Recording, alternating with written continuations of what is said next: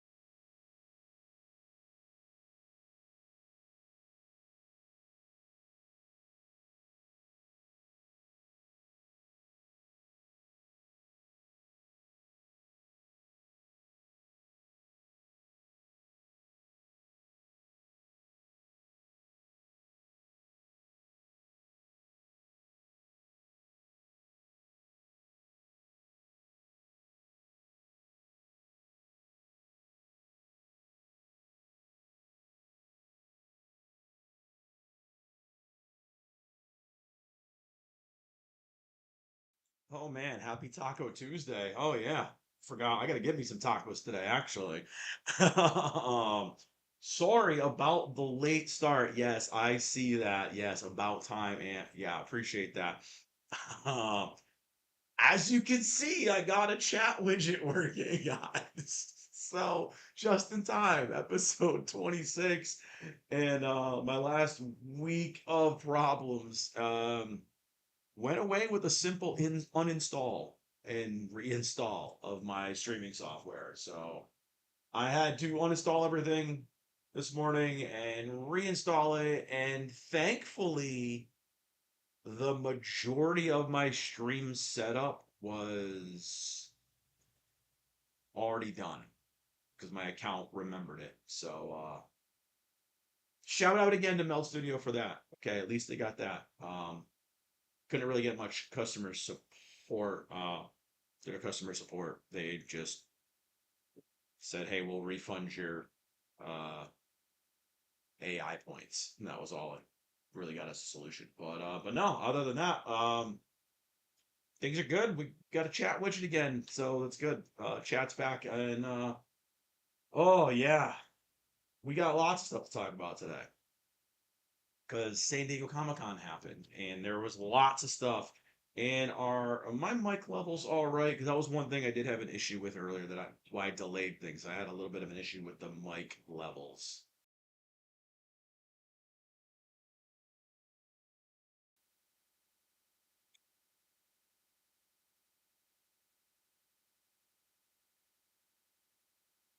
Sounds good. Okay. All right. All right. You guys aren't hearing the air conditioner or anything, correct?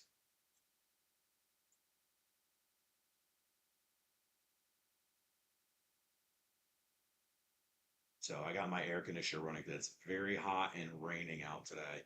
No. All right. Cool. Cool. Cool. Cool. Cool. So we are good. We are good. Cool. That gives me more faith for the next few days streams. So yeah. I got my coffee. I'm ready.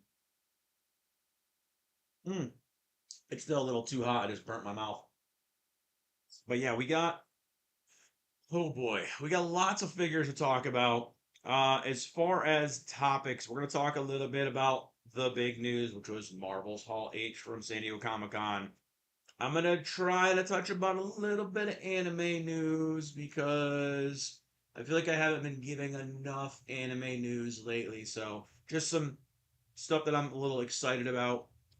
Talk a little bit about Rockstar and GTA and the constant battle it is with that, it seems. Talk a little bit about PlayStation if we got some time at the end.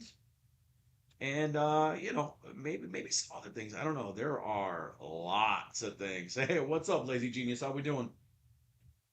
I got everything fixed today. Our chat's fixed, kind of. I think I made the chat a little bit too big there, but it's okay. It's okay. We're fixed. We're good. Um, so yeah, lots of stuff to talk about today. Lots of fun topics and lots of cool figures. I did unfortunately start my new theme this week. Full disclosure, guys. This week the theme was a lazy theme for figures, so it was kind of rehashing figures that I already posted. And you know what? YouTube's not a big fan of reusing your videos. So my poor Rin video that had 4 or 5,000 views and my best of label going across her didn't really do much, and she's only at 33. So I might scrap the whole theme for this week and do something different.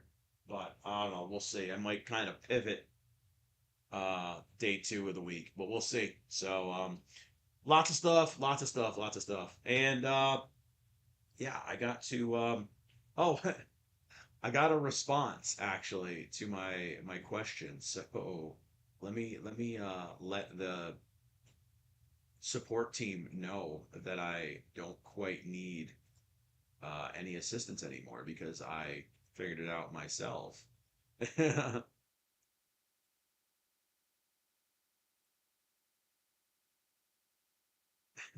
I love that when it's like, hey, we got your customer support ticket, and a week later,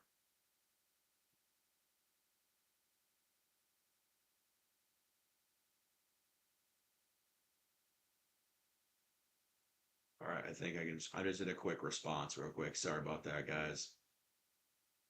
Just wanted to get that out of the way before we kind of got into things. So how is everybody this morning? I'm in good spirits. Like I said, I got the chat widget fixed. Streaming software is completely clear. Like I said, I just had to just uninstall the whole damn app and reinstall it, and now everything works good. So now I can proceed with all my little fancy things I'm going to work on next with the animations and all that kind of good stuff. So you guys are going to get some jiggle physics, mascot action, stuff like that in the weeks to come. Hopefully, I want to get that all situated by the time I get back from vacation. So you guys are going to have me this week, next week, and then starting next Saturday, I'm gone for 10 days. So we're going to try to do some live streaming on location, but I don't know how the place we're going to be staying at's internet connection is going to be. So it's going to be a possibility, but not a likelihood. So just so you guys know, if there is some radio silence in the next couple weeks, it's because I'm going to be on vacation. And I'll make sure to let you guys know before it actually starts. But yeah, so we had a lot of good anime figures. Yeah, I did fix it, Loudboy, and yes, no more headache. I am very relieved. So yes, you guys have chats back, and you guys can all see chat again and interact and all that good stuff. So I saw that was that today? I saw that there was a freaking that's a big earthquake, dude. Japan can't catch a break. Was that was today, right? 37 minutes, 1 hour ago. Oh my God, yeah. Many feared trapped in mall collapse after Japan earthquake. Oh my God.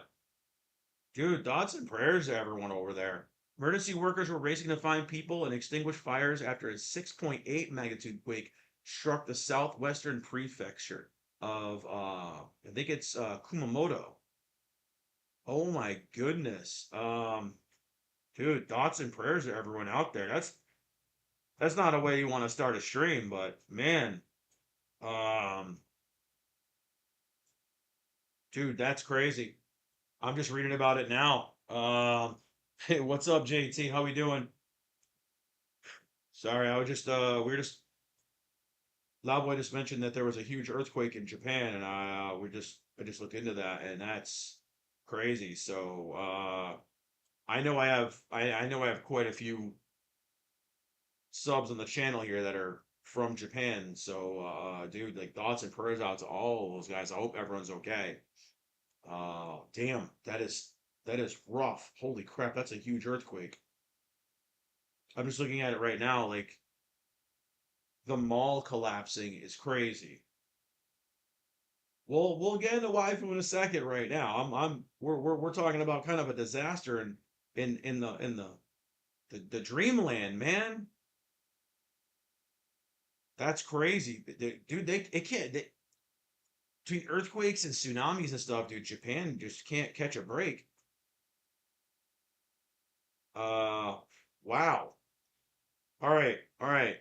So thanks for letting me know about that, man. That's crazy. Appreciate it. So shout out for the update, man. If you see anything during the stream, anything interesting about the quake, any new updates, drop it in the chat. Let me know because I wanna kind of keep my eye on that as well. That's horrible. I'm seeing right now. Like I said, there's a mall that people are trapped under right now because an entire mall collapsed. Um, Holy crap! That's got to be terrible. Uh, right by the Aeon Mall, and a castle was damaged in it. One of their oldest castles. Dude, that's not good. That Phew. They took the Gundam down though. Didn't they dismantle the giant Gundam? They can't save it anymore. Um, wow. So that was a way to start the stream off. Damn. Not what I was not the way I was expecting to start the stream, but damn, yeah, again, thoughts and prayers, man, to everybody affected by that. That's not good. Um, Not good at all. Nobody likes to see that. So, uh, let's get into some nerd stuff. Let's get into a little bit of nerd stuff now. See you guys talking about Gundam. I'm not a Gundam fan. I know that was the biggest announcement from San Diego Comic Con for anime. And I was a little bummed that it was Gundam because I'm not a Gundam guy. But no judgment on anyone who is a Gundam fan. It looks really, really cool. I just never could get into it very much other than I think it was Gundam Wing, I think it was. Because I have the Endless Waltz VHS tape. So that's about as far as my sound is low. Let's see. It could be my noise suppression. Let me see something real quick.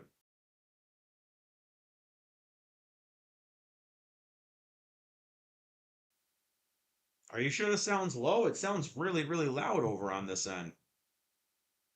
Move my mic a little bit closer here. Are you sure it sounds low? It sounds pretty loud to me. I don't know. I'll raise the volume up a little bit more, see if that helps. Yeah, I was gonna say, I thought it sounded normal. That's what everyone was saying before. Are you in a loud area right now, loud boy?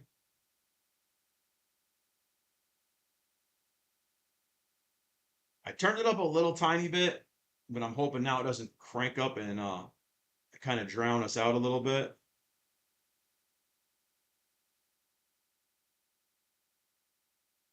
All right, that should be good. That should be good. Yeah, if you guys notice any audio spikes, let me know. Um, why don't we get into the figure portion of the channel first? So, obviously, like I said, we're going to talk a little bit about San Diego Comic Con. That's a whole big deal. We're going to talk again about some anime, some returning anime that I'm very excited about. So, we're going to talk about it. We're going to talk little bit of crap about Rockstar and Grand Theft Auto 6. There's some interesting tidbits that popped up about that. Um, Maybe talk a little bit about PlayStation and God of War, which is actually some positive news, and kind of go from there. I know there's some stuff with Xbox going on too. I know we had a PlayStation outage and we had an Xbox outage. There was a lot. F Paramount for canceling Murmur Starfall. I don't even know what that is. Damn, what's up, N9522W Bester? I don't know. Dude, I hate these at usernames. They're the worst. What? I don't even know what that is. Again, I'm out of the loop.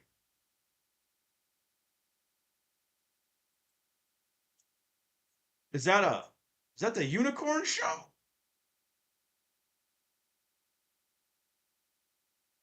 Wait. The unicorn show? No, I thought that was a kid show. It is a kid show. Yeah, I had to look it up. I've seen that before. Okay.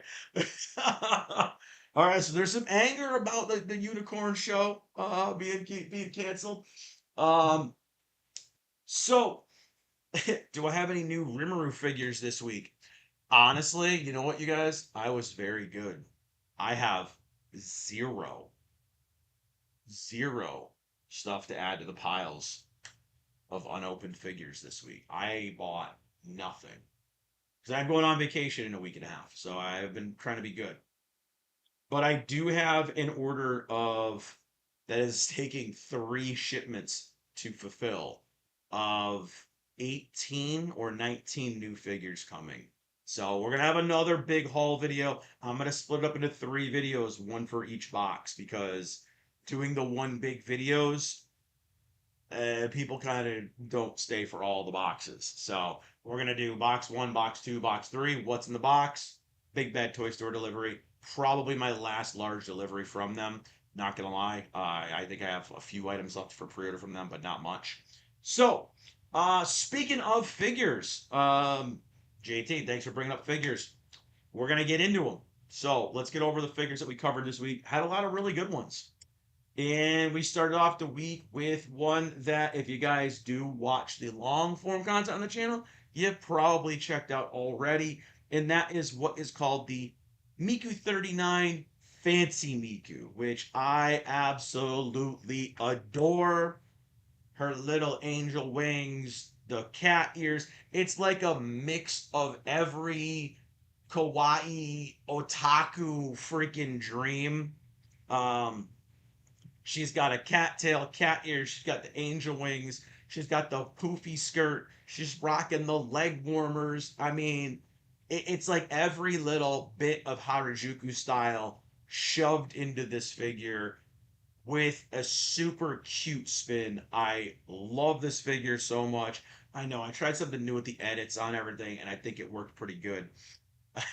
But if you guys remember from my prize figure face off, she actually went toe to toe with the Punk Miku, which now there is another Punk Miku version. So we're gonna review that soon, which I actually have right here. Um, we do have this version of Punk Miku now. So we're gonna be checking out this one in a prize figure face off as well. And you guys that were talking about Gundam, you guys talking about Gundam in the chat. We got to find someone for her to go against for a face off. Should I do Gundam versus Punk? I don't know. I don't know.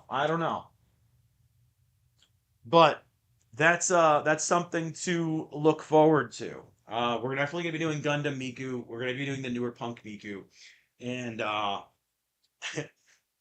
this is still one of my favorite in the I think it's called the fashion series Miku. And that's, like I said, this has got the punk, this has got the fancy style, it's got the cute style. There's a whole bunch of different styles that she's dressed up in, and I freaking adore this one. I was very, very nervous about the way she leans because if any of y'all know, you know PVCs, these things, if they have a lean, will tend to start to lean over. But I think this one's safe because the way her foot and her foot peg are molded. But we'll see over time. That's my only worry about this one is that eventually that ankle, the way it's kind of curved, is going to snap and fall over eventually. But we'll see. We'll see what happens. We'll see what happens whether or not. Trust me, guys. If anything does to break on this, I will let y'all know because that's one of my biggest fears when we do these PVC prize figures is the lean over time. And so far, I think I've only had maybe two or three figures lean over time, and they were all higher end stuff, Kotobuki Bishoujo's. So they're just back in their boxes. But I freaking adore this piece. I think she's absolutely gorgeous.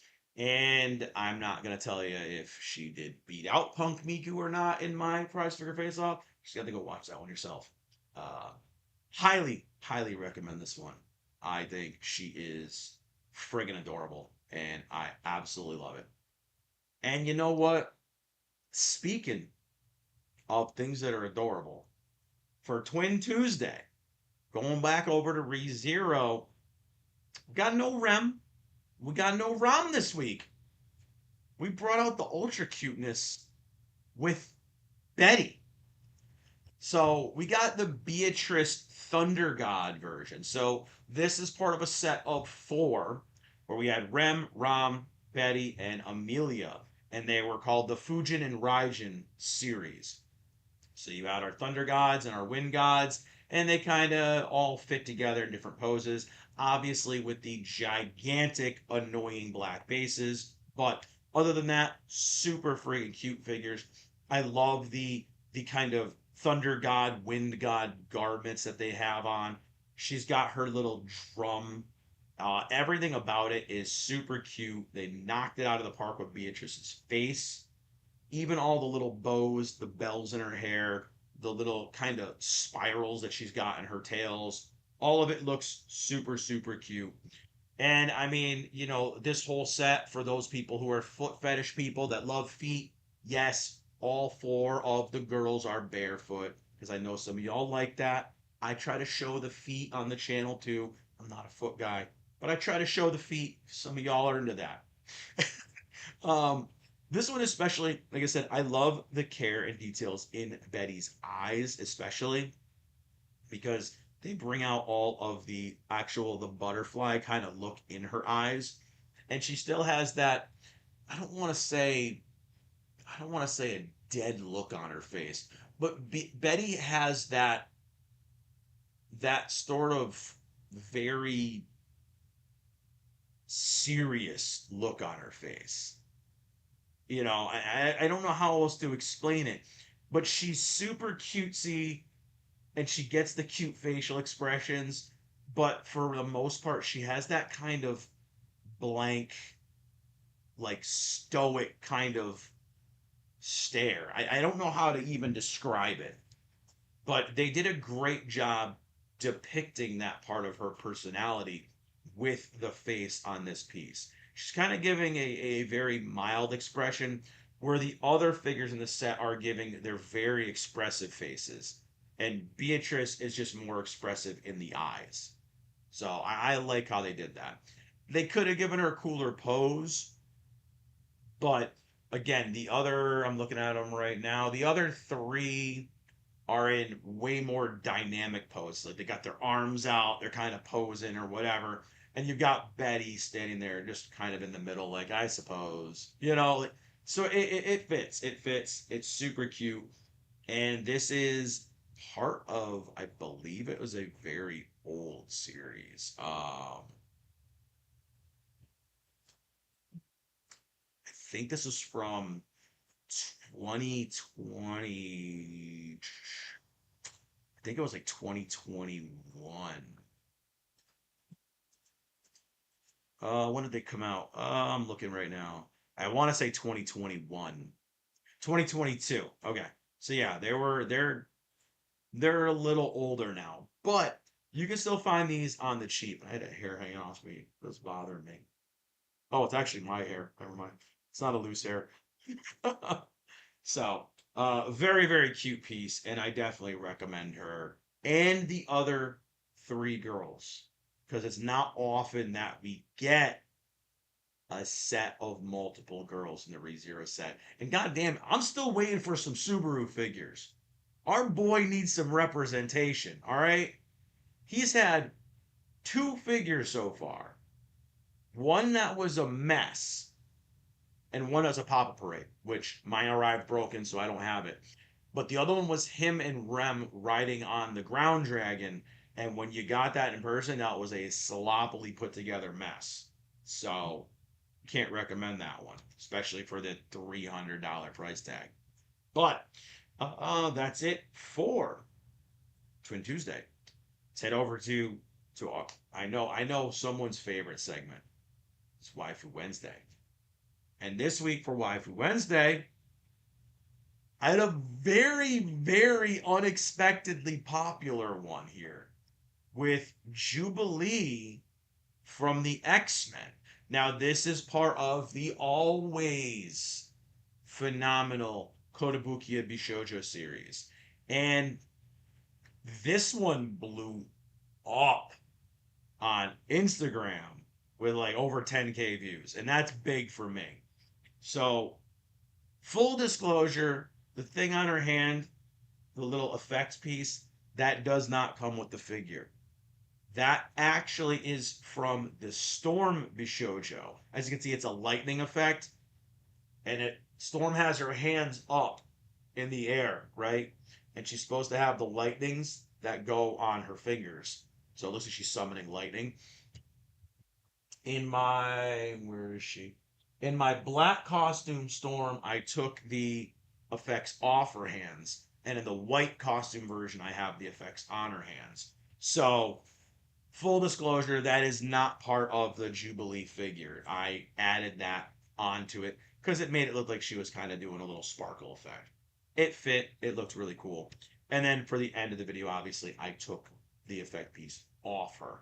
But I got some complaints about her face from people. People were saying she had a weird face, and I don't see it. Bishojo does mean pretty girl, so this is obviously Kotobukiya's cutesy anime style girl takes on figures, and I think she came out absolutely gorgeous.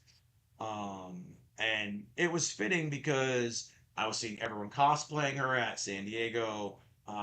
People were glazing all over because of the Marvel Rivals edition, all this stuff. So I think it was a great fit for the week. And you know what? Bringing that piece out, dusting her off, man. And I say it every time I show a Kotobuki Bishojo, but they just every time knock it out of the park. And you look at the abs. I mean, everything, every little detail on her. She got the shades. I mean, it's just a gorgeous piece. And especially for those of you who are just getting more into X-Men now with X-Men 97, like I said, Marvel Rivals, all these other things that are kind of bringing this resurgence of the mutants kind of back. You know, maybe waiting for Marvel to do something with them in the MCU finally. But this is. Did I get the one with the skateboard? I don't think the Bishojo had a skateboard. Are you talking about another figure of her, JT? I have. Let's see if I can open it. Let's see if I can open it. I have this one too. I have the X-Men 97 one. Zoom in on her, not me. Yeah, I have this one. Zoom in on Jubilee, damn it. This one didn't come out as good. This is from Kotobukiya as well. But this is literally from the cartoon. This is directly from the cartoon. It's the X-Men 97 look. And she came in a 2-pack with Wolverine. So this is from Kotobukiya as well. They just came in 2 packs. So pretty cool, pretty cool. I got them anyways, even though they aren't the best quality ones, but the Bishojo are definitely the top tier. But those are the only two Jubilees I have. So no, I don't have one with a skateboard. That would be a cool option if they had one with a skateboard though. That would be cool. Um, are satisfactory waifu or not good enough? I mean, come on, she does look hot. I know she's comic book, but I gotta drink to that one. I definitely give her the waifu certification. Damn, my coffee's still too hot. Ooh, that cup's doing its job, boy. All right. And then next up, oh, I can hear thunder. Hopefully the connection stays, guys, because we're gonna get a downpour thunderstorm right now, and it's starting. But oh no, no, I didn't pre-order that. Did we do a Thursday figure? Yes, we did. Speaking of waifus, one I'm always judged for loving so much, our glorious demon lord, Lady Malim. At that time, I got reincarnated on a Thursday in her combat uniform, aka her only acceptable costume for social medias. And this is my favorite fit for Our Lady Malim. I know her costume normally is very, very risque, very, very revealing. But when she's rocking this combat uniform, bro, it's goaded, man. She's got the wings. Her hair goes into the crazy twin tails. She gets kind of a demonic, possessed look on her face. I love this. And this figure is from the Otherworlder Plus series. There are 3 different versions of this figure, which I wish I would have waited and got the final version because it had more bells and whistles. But every new edition, every new release of this figure, it got extra little details and bells and whistles. The latest version, she actually has a big orb with an explosion coming off of her hand, and that just looks really freaking cool. This set was a trio, consisted of Malim, Rimuru, and Diablo. So they were all rocking their wings, different effects, things like that. And Rimuru had a couple of different versions. One version was him doing an effect. One version was him pulling out the sword. Another version had a mask on. Another one didn't have the mask on. So this series is a wide variety of different looks for the same 3 basic figures. But it's a freaking awesome set. I love this Malim. I actually like that it is a plain base, but they did a little extra by making it a translucent pink and adding kind of the lightning looking effects, the magical effects that just wrapped around it. Very basic, very simple, but it adds just that little bit of pop from your normal plain white base or your plain black base or the regular clear bases. It just adds that little bit of effect, you know. What was that? I actually saw this one when I went to a store with like, yeah, yeah. She's like I said, there's been 3 different versions of her. I definitely recommend her. She's a really fantastic piece, and I love that she has the demon horn coming out of her head. Again, something that I like when they do it with Rem as well. We don't get as many demon form Rems, and I want more of the Oni Rems with the horns. So having this look from Malim is definitely very, very cool. And I like the fact that she's kind of elevated on a platform. So it kind of makes her not need a riser and she can stand up above other figures in your collection. So she displays really nicely and she looks phenomenal. I definitely recommend the newer version of her if you can get it. But if you're looking for the one on the cheap, obviously the older version you can probably get on the cheap. So highly, highly recommended. I think she is absolutely gorgeous. And to finish off the week, I went with something for the ladies and dudes and dudes too. Went back to Jujutsu Kaisen. One of my boys, one of my favorites, the boy. Y'all know what I'm talking about, of course. Mr. Toto himself, our clap master, in this absolutely awesome Sega Luminasa series figure. Now, you guys know I sing the praises of the Luminasa and the Figurism series by Sega, especially with the JJK stuff, because man, between the Luminasas having these battle sequences that form together and the Figurisms that do the same exact thing, bro, it makes for the coolest display setups.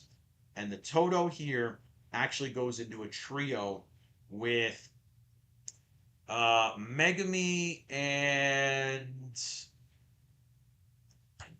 I actually forget who else goes with him. I'm brain farting. Who goes with him? My God, who was the third one in the set? Uh, oh yeah, it was Toge. So yes, our salmon master, our master of the cursed speech. It's a trio, and they kind of can all fit together, right? Yes, besto friendo. I love it. I love it. I love it. Um, what kind of woman do you like? I love this character so much, and like I said, I gotta give a little something to the ladies, and the shirtless male figures seem to do very well on my channel. I don't know. I got a 70% male demographic on my channel, but I post the shirtless dudes and views go up. So hey, whatever brings more of the female audience to the channel. We gotta broaden the horizons, right? So I'll show Toto, I'll show Veldora, I'll show the Gojos. I'll bring out the figures that bring the ladies to the table because we gotta give everybody a little something, right? And this piece itself is freaking awesome. He's a little wobbly. Full disclosure, guys,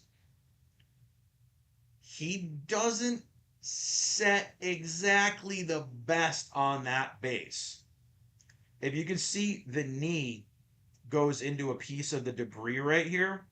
There's a peg on the debris and a kind of a slot in his under his knee. And if those don't lock in perfectly, you can even see it if you stop the video. There's a little tiny bit of the peg exposed from the leg because it just doesn't fit perfectly flush. And if you pick him up, you have to be careful. You have to hold him with two hands. You can't just grab him by the base because it will probably fall over. I've seen this with four people's figures. So I think he is still a phenomenal piece, and it's definitely the best Toto we've gotten. Because I think we've only gotten two Ben Presto prize figures of him so far, and they weren't really that great. Although we did get a combination battle with him too that are very very small scale, and it's really cool. It's actually of the clap battle that I do, we call it, with him and Yuji fighting. Oh my God, the plant spirit.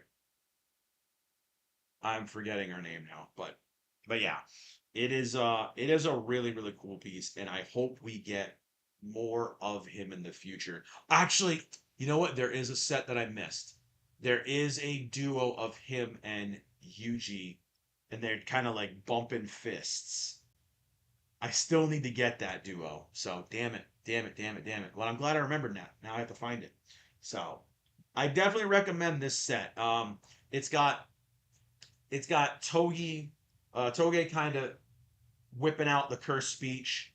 He's like posed. There's a bunch of effects going around him, and then it's got Megumi summoning his frogs, and they all their bases can kind of connect together, and they look like they're having a fight. It's really really cool, and I definitely think it's worth picking up the entire trio, even if you're not a fan of one or the other of the characters. It's still worth getting.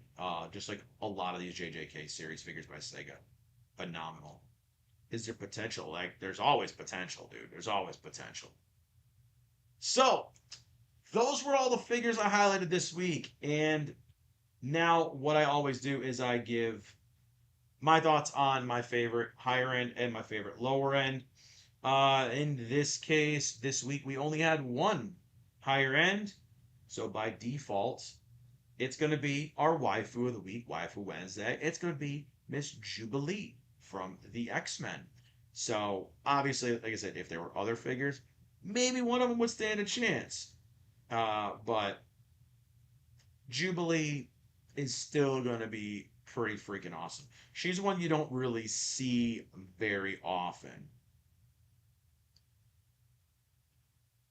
So, that was my higher end. Now, as far as the lower end stuff, I don't know. Let's see. We had Miku,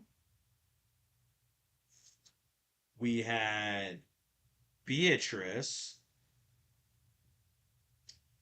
we had Lady Malim, and we had Toto. He's not working. There he is. So I think out of all of these, um, I gotta give it Jubilee and Miku all day. I got to agree with Ant, dude. I got to give the lower end. As much as I love the Toto and as much as I love the combat uniform Malim, I got to give my pick this week to the fancy Miku. I do. I do. You know what? No, I'm changing my mind. I'm changing my mind. I'm changing my mind. I'm going with Combat Malim. Combat Malim takes it. Combat Malim. I gotta go with Malim. I gotta go with Malim. I gotta do it. I was so dead set on Miku, and I'm like, no, no. So those are my picks of the week. Obviously, it's Jubilee and it's Lady Malim. So Ant says Jubilee and Miku. So I mean, at least we can all agree on Jubilee because she's the only high end figure. But those were my picks of the week. Everyone, make sure to drop them in the chat. And of course, if you guys are watching afterwards in the VOD, drop your favorite picks of the week as well. And as I always say, guys, if you have any suggestions for themed weeks, let me know. I'm always looking for a new themed week to kind of post. You know, I did Bunny Girl Week a few weeks ago, which did up and down. I've done, X-Men Week and Avengers Week, and I was gonna do Spider-Man Week this week, which I might end up switching back to because our best of mid-year, I didn't do too well last night, so I might switch things on the fly and do Spider-Man Week this week. But we'll see, we'll see, we'll see. So that was it for the figures. Some good figures this week, man. Some really good ones. Not one piece actually underperformed, so that was good. Normally I have one or two that do really, really badly. Over on Insta, I mean, the Insta's been blowing up lately. I don't know what happened. I've been stuck in Facebook and Instagram jail forever to where I can't get over 500 subscribers. And all of a sudden, my Insta blew up almost 100 subs in the course of the past week and a half, with my reels getting close to 10,000 views each. So I don't know. And something happened with Instagram, and that was really nice. So I like it. I'm happy with that. um, I hope my connection stays, guys. I'm getting a very, very big lag spike because of the thunderstorm. If we do cut out, I'm gonna apologize. Is everything going all right with you guys right now? Is everything coming through okay? I'm getting errors messages from YouTube Studio saying streaming could expire because we're not getting enough bandwidth. I think we're all right though. I think we're all right. I'm gonna keep it going, and if we do end abruptly, I do apologize. Like I said, there is a massive storm out there. We got flood warnings today, so if the stream does cut out, I will come back tomorrow to do a follow-up stream. We'll kind of do a little follow-up Caffeinated Collector. Just letting you guys know now. So if the stream does cut out abruptly, it is because we're losing internet or power or both. So fingers crossed. So let's start getting into some news. Kind of went through the figures quick. I was trying to get through it quick. Lots of news, lots of news. So I think we're gonna start with Marvel and San Diego Comic Con from good old Hall H. So you guys know, obviously, every year San Diego Comic Con happens, and uh, there's always a big panel, right? Marvel comes out, they bring out all the big guns, they do all their announcements, they bring out their big, huge, giant slate of projects that may or may not ever happen. They bring out actors and they go, "Oh yeah, you're never gonna see this guy again." Blade, um, and they bring out this, just like I said, this whole army of actors that come out and advertise for the next project and a new thing and everything else. Well, this year they didn't really do much of that. And I don't know if it's because they're learning their lesson or it's because the rumors of Secret Wars kind of cutting the head off the current Marvel Cinematic Universe is going to be true, and maybe that's why they don't have a lot announced. But we can we're gonna go over to marvel.com and let's see if I can get this over here. So we're over to Marvel. We're over to marvel.com directly. I want to make sure my browser doesn't cut out my volume. Sorry, I'm just doing this real quick. Okay, sorry. I had to make sure my mic was not getting cut out. So we're going over to Marvel here. All the Marvel Studios news from Hall H at SDCC 2026. Seeing all the MCU reveals from Marvel's blockbuster SDCC panel featuring Avengers Doomsday, a new Ghost Rider film, and a third Black Panther movie. Again, not much. So this might go kind of quick. So let me let me take a sip real quick before we get into this.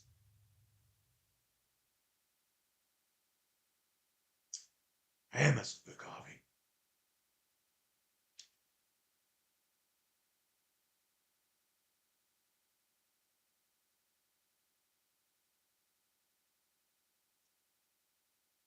Sorry, I had a lag spike. Hopefully you guys are all right there. MCU is dead. Damn, dude, that's rough. Okay, so wow. Tell me how you really feel. So we're gonna go and we're just gonna read through this. It shouldn't be too long. Like I said, there wasn't much revealed at Marvel. So Marvel Studios returned to Hall H at San Diego Comic Con 2026, unveiling a thrilling lineup of new films and exclusive reveals. I mean, were they that exciting? I don't know. Whatever.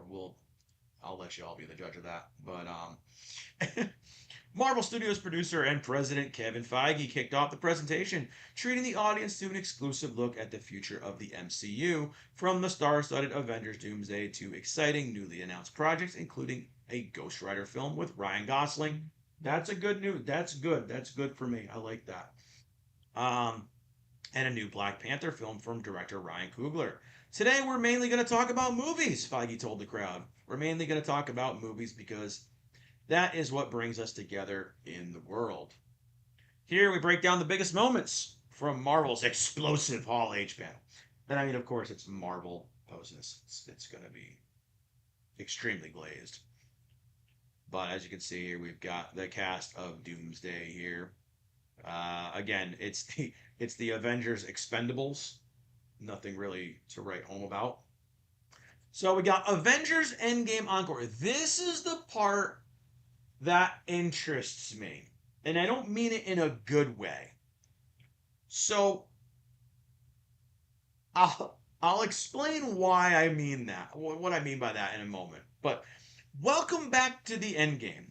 Before Avengers Doomsday hits theaters in December, fans can revisit the record breaking Avengers Endgame, which will be returning to theaters beginning September 25th. On stage and Hall H, Feige announced that this exclusive re release will feature brand new footage setting the stage for what's to come in Doomsday. 2019 was a very long time ago, Feige told the crowd. The world's a different place. But reminding all of us what it was like to be in a theater, cheering along and enjoying the crazy enthusiasm is why we're releasing Avengers Endgame on September 25th. Um, Here's my thoughts on that. And this is my gripe about that. Okay? And you guys know, you guys follow me for any amount of time. You know I hate piecemeal content. You know I hate DLC content. You know I hate all that stuff. I hate all that stuff. All the rehash, all the nonsense. And now what Marvel is doing is they're adding DLC to a goddamn 7-year-old movie. Because they had to pivot and scrap everything that happened after Endgame because it all sucked ass to no repair, right? And the big bad they were setting up for was a flop, and the actor had a lot of problems outside of the movie business. So, what are we going to do to fix this? Are we going to pivot our movies? Are we going to pivot the way our story's going to go? No. Do you know what we're going to do? We're going to re release our goddamn last popular movie with extra added footage to make it like it was setting up for Doomsday all along. DLC in a movie, guys. And that pisses me off. All right? I already went and saw Endgame twice in the theaters. I'm not going to go see it again in the theaters to set up Doomsday. I think it is, I think it's, I don't want to say embarrassing, but that makes me nervous of setting a standard, right? We've done this with video games, with DLC, with season passes, with all this stuff. Now we're slipping into the movie territory. Well, guys, we released Endgame on Disney Plus and it didn't really make us any extra money because Disney Plus is a loss leader and it's hemorrhaging money. How can we fix this? Well, we could make a new short for Disney Plus that explains things. No, let's not do that. Let's just take that content, shove it into the movie that already came out, and let's re-release it into theaters and charge people to go see it again and say, guys, this is the setup for Doomsday. They're gonna Captain Marvel a re-release of Endgame and make this like this is, oh my god, guys, you need to see this movie because it's integral to Doomsday. Like they did with Captain Marvel, where they shoehorned that movie in between Infinity War and Endgame and told people, guys, you have to see this movie. It bridges the gap. It bridges the story, guys. And it really didn't. It was a throwaway movie. The only thing it did was introduce Captain Marvel in a very mediocre way. So now we're going to go and we're going to make DLC in our movie. And we're going to call it, it could be Avengers Endgame Game of the Year edition, right? So we've got Avengers Endgame Encore. This is the type of crap they used to do for Blu-ray releases. Oh, never before seen footage added to the Blu-ray version. Extended cut. Those were all kind of buzzword things that you put on Blu-rays and DVDs to get people hyped going, oh my God, there's an extra 3.5 minutes of footage. I gotta go buy it. I gotta go buy it. And it would make you want to do that. Well, now because they've been killing physical media and they're kind of just shooting themselves in the foot with Disney Plus, what is their only option to make money? Well, we're going to re-release Endgame and add footage into it. I think it is a slippery slope because once you start doing this, you're going to be opening a whole can of worms to just continually edit and re-release these movies as you see fit or as the new story direction or the new storyline sees fit. And I don't know if I like that. Obviously, I just ranted about it for this whole time, so you can tell I'm not a huge fan. But I just I think yes, it's a blatant cash grab, right? Especially when Endgame wasn't even that great of a movie. Infinity War trumps it in every single aspect, in every single way. Endgame kind of is what started the downfall of the MCU. Um, and I just don't know about re-releasing it. Now we're gonna just put some Doom stuff in. What they should do is axe all the Kang stuff out of all the movies and replace it with Doom stuff. Just get rid of Ant Man and the Wasp or Ant Man Quantumania. We can just get rid of that movie altogether. That movie is gone. It doesn't exist. But everything else where Kang shows up, just get rid of him. Just get rid of him. But this is a DLC in a movie, Game of the Year edition movie. I don't like it. I'm not cool with it. And again, I think it's going to start a trend where every few years we're going to re-release a movie. And I know Star Wars did it. I know Lucas did it with additional. I know. So it's been done before. I know. But doing this where you're essentially going to change, add, or retcon things to change things in a future story, that's not something Lucas did. Lucas just added these weird things to it. And yes, he did change a couple scenes. But they're going to change their Endgame movie so it ties it into Doomsday now. And I don't know if I like that. Going onwards, an announcement I was very excited for actually. Ghost Rider finally got announced, and it's not gonna be Robbie Reyes. We're gonna get Johnny Blaze. And I'm excited for the casting for this one. Ryan Gosling, bro, I'm all for it. In a surprise announcement, Marvel Studios revealed that a new Ghost Rider film is in the works, starring Ryan Gosling. Deadpool and Wolverine filmmaker Sean Levi will direct, with the film hitting theaters in 2028, which is an interesting time frame. We spent a lot of time this last year making Star Wars Starfighter, Levy told the crowd. And as Ryan started talking about his vision for this character, we started riffing. And I finally said, bro, let's ride. So, guys, we'll see you in 2028. So, Ryan Gosling, as you know, is going to be in the Star Wars Starfighter movie, which does sound pretty interesting. Um, I may or may not want to see it. But Sean Levy has a little bit of a he's got a little bit of off and on, hit and miss. So we'll see. We'll see. A lot of people hated, Free Guy and stuff like that. I like those movies. A lot of people didn't like Deadpool and Wolverine. I liked Deadpool and Wolverine for what it was. Yes, the ending was bad, but for what it was, which was just a cash grab, mashup, cameo fest, it was fun, but it wasn't high art, right? I saw that Spider-Man got new suits for the movie, right? Speaking of Spider-Man, brand new day. We brought John Bernthal out here. Everyone's favorite friendly neighborhood hero will soon be swinging to theaters with Spider-Man Brand New Day, July 31st. To celebrate, star John Bernthal stopped by Hall H to tease an exclusive look at the film, showcasing the relationship between his Punisher and Tom Holland's Spider-Man as they faced off against the Hulk. And I did see the leaked footage.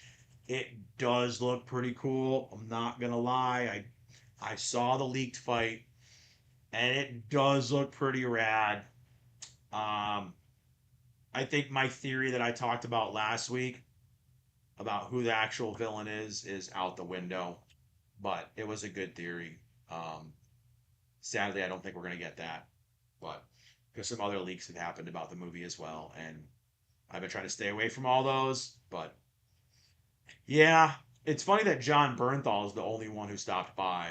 They were like, you know, Mark Ruffalo was busy, protesting or crying about "Eat the Rich" or something to come to Comic Con. Maybe I don't know. I can't stand that guy. He's such a pretentious cock gobbler. I hate that guy so much.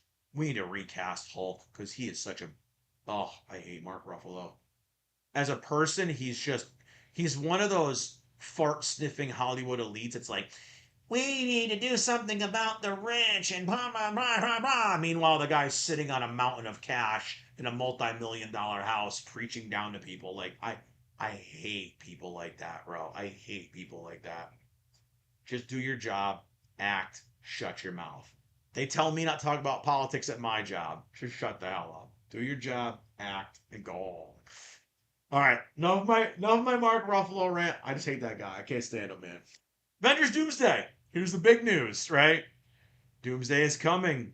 The cast and filmmakers behind the upcoming Avengers Doomsday took the stage at Hall H, where they were treating fans to an exclusive new look at the film and a free giveaway poster.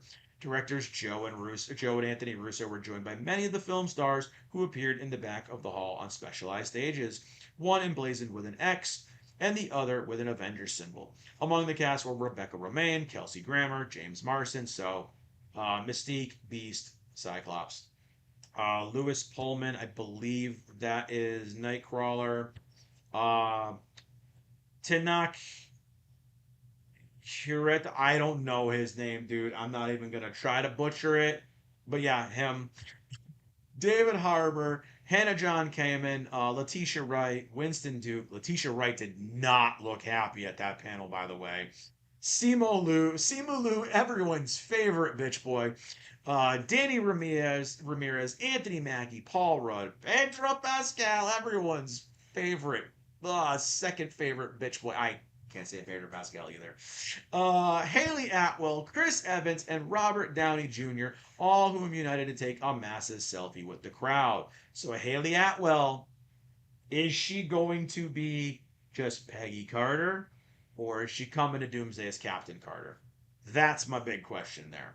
Attendees in the hall also received a Doom mask and cape, which they donned as Downey took the microphone, and the entire hall turned green.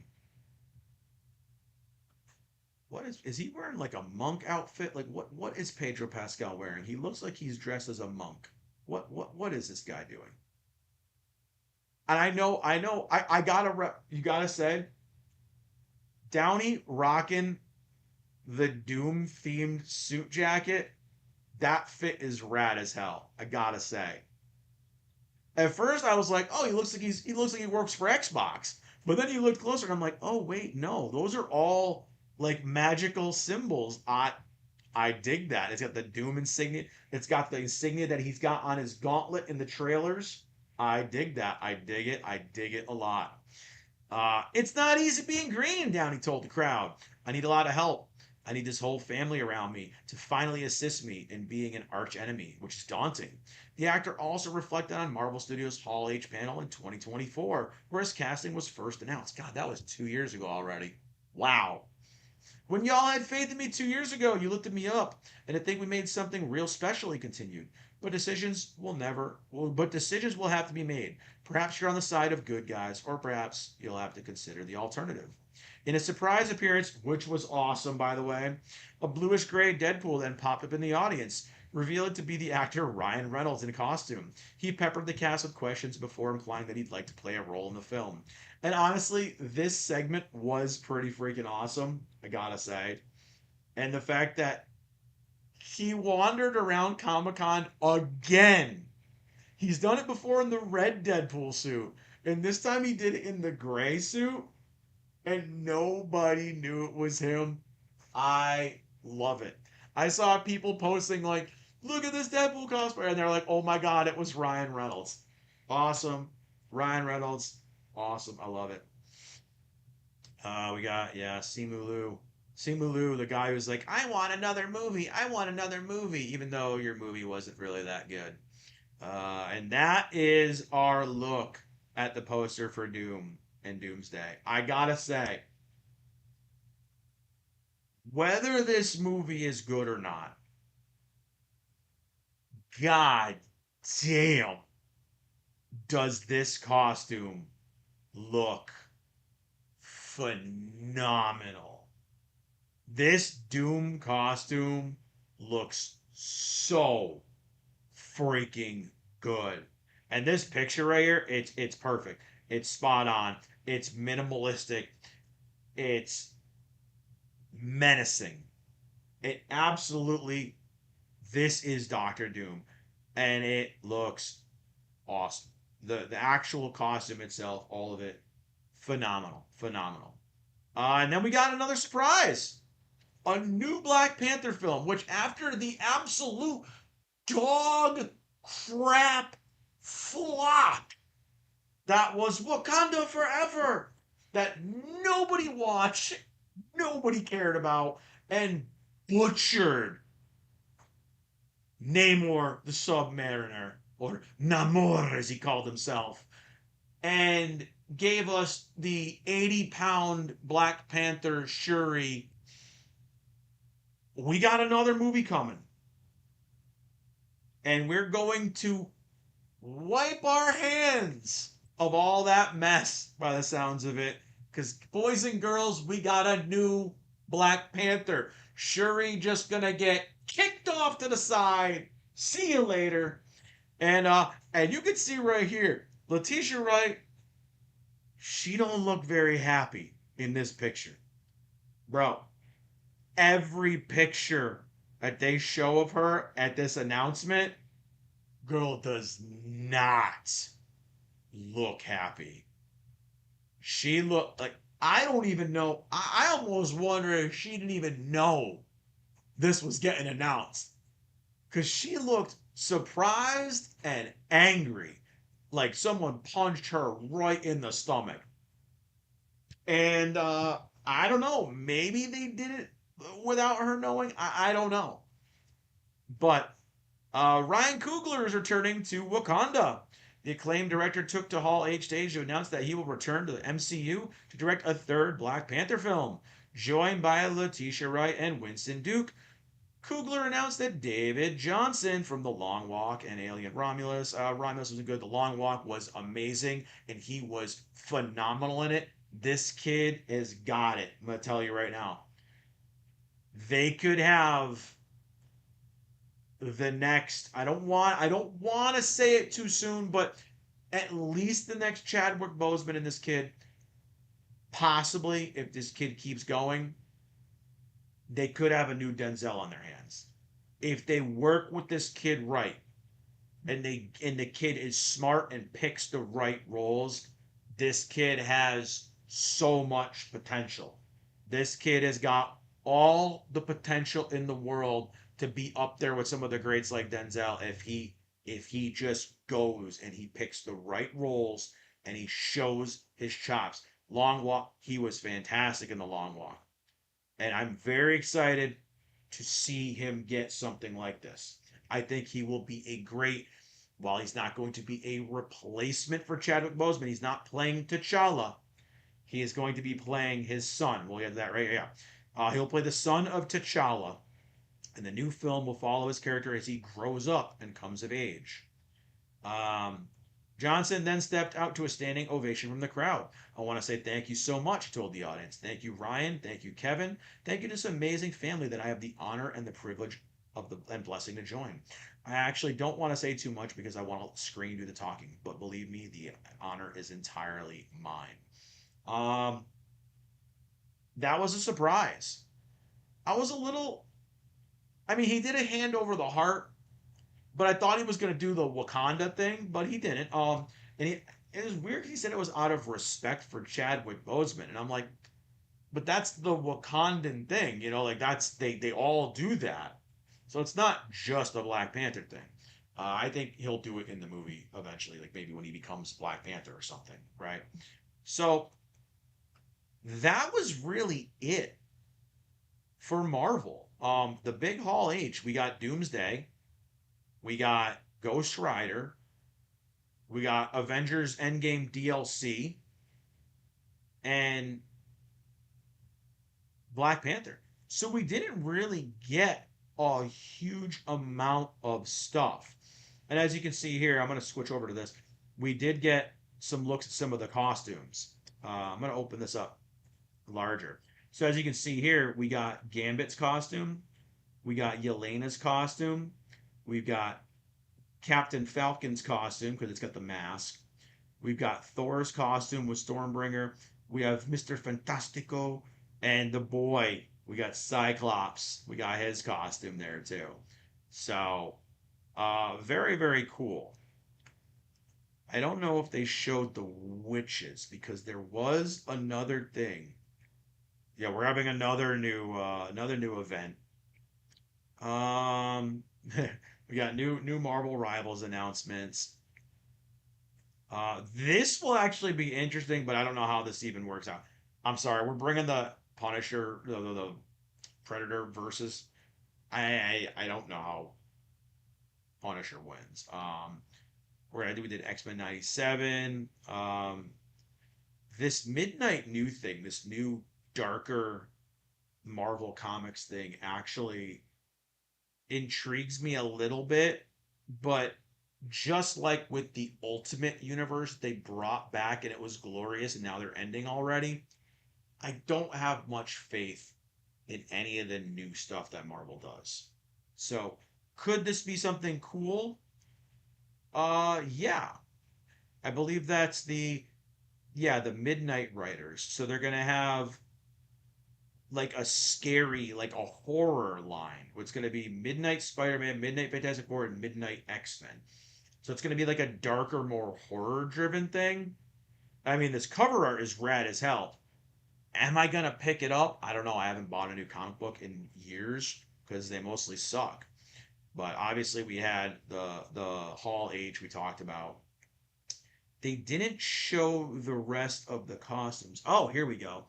Do we have the witches' costumes? Right here. So this is what's called the Latverian witches. And if you go through here, oh, they don't show them all.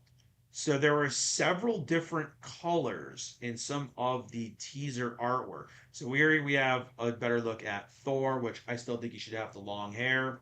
That looks like it might be Sue's, right? Yeah, Sue's. We've got Cyclops, and then we've got. I love how it's Sam Wilson, and then we've got. Oh yeah, that's. And then we got Gambit because he's gonna make a name for himself. We've got a merch booth, pretty cool merch booth.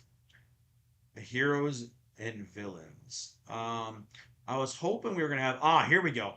A Sentinel head, because yes, spoiler alert for those guys who didn't see the leaked footage from Comic Con. I did. The Sentinels are going to play a part in a battle in this film. So it is a pretty damn accurate Sentinel. Um, then we had this was pretty interesting. The Marvel booth. Is that for X-Men '97? Or is that possibility for something else? Um, we also had the big life-size Wolverine here at the booth. Obviously, they had a pretty awesome booth. I gotta give them that. We had some sealed Spider-Man Legends offerings. We had an Avengers shop. So we had all kinds of different stores. But I was hoping we were going to show the rest of the witches, but they don't. So the only one they show is this one. But from what I've seen, there are a few different color witches, and we're all assuming one may be the Scarlet Witch. But I don't know. Elizabeth Olsen did not say confirm or deny any of that. So, that's it for the Marvel stuff. That was that was a lot. That was a lot. And we got our first time AI chatbot streamer. Yay. Sorry, Loudboy, I just saw that. Whisper of the Fall will reveal more details. China Joy 2026 event. See, I don't know what the China Joy event is. Is that like a manhwa event, or is that like a Chinese an anime convention in China? I don't know what that one is.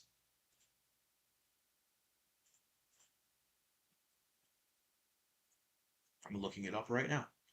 China Joy 2026. Oh, it's this weekend. Shanghai New International Expo Center in Shanghai. Okay, so it's a digital entertainment expo. Okay. Yeah, dude, you got crazy stuff. Oh yeah, oh yeah. We were talking about I think we were talking about the UK censoring stuff and things. Was it yesterday we were streaming? We were talking about that. I think it was yesterday we mentioned stuff about the UK and Australia, like really getting into people. Uh, and speaking of GTA, we can go over to GTA real quick. But you know what? Actually, there is one more Comic Con thing I want to bring up before we before we get out of Comic Con territory. There's one more thing that I lost. I really Marvel's panel did nothing for me really, right? But there was one. There was one thing that I lost my mind over from Comic Con, and we're gonna talk about it right now. Yes, Spaceballs, the new one, invades Comic Con with the send up of Marvel's Hall H panels of yore.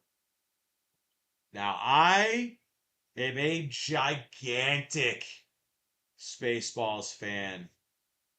I love Mel Brooks, and God bless him doing this at the age he is right now. He is damn near 100 years old, and this dude is still going. So, FBI has arrested hackers for game malware. Oh, I saw that. I did see that. The GTA guy. Just like the beginning of the original Spaceballs, which went really big in that long opening spaceship take that made fun of Star Wars.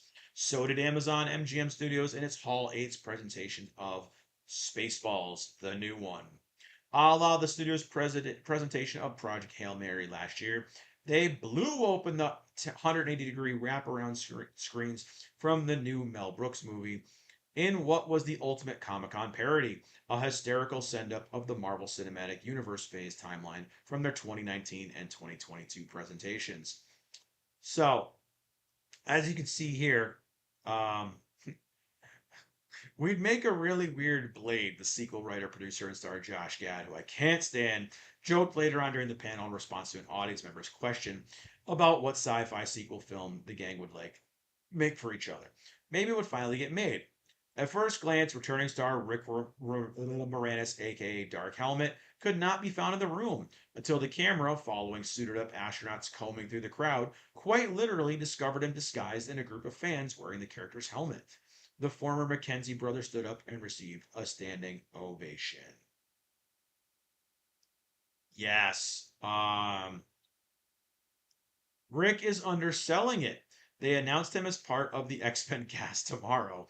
Gad shouted out Moranis as one of the four men on my comedy Mount Rushmore. Another of them is John Candy. This movie is really a love letter to him. I'm not playing Barf in this movie. I'm playing a new Mog in our movie. John is at the beating heart of this film and the reason why this movie has so much heart. I hope I hope when you see it you will agree. So yes, Josh Gad is not playing Barf, but he's going to play another character similar, right? The 100-year-old Brooks beamed Wow, he is 100. Okay, I thought he was close, but the 100-year-old Brooks beamed in with a message. Sorry I can't be with you. I'm on the convention floor trying to buy a rare Charizard card. When I was your age on a Friday, I would go to something called work, he joked.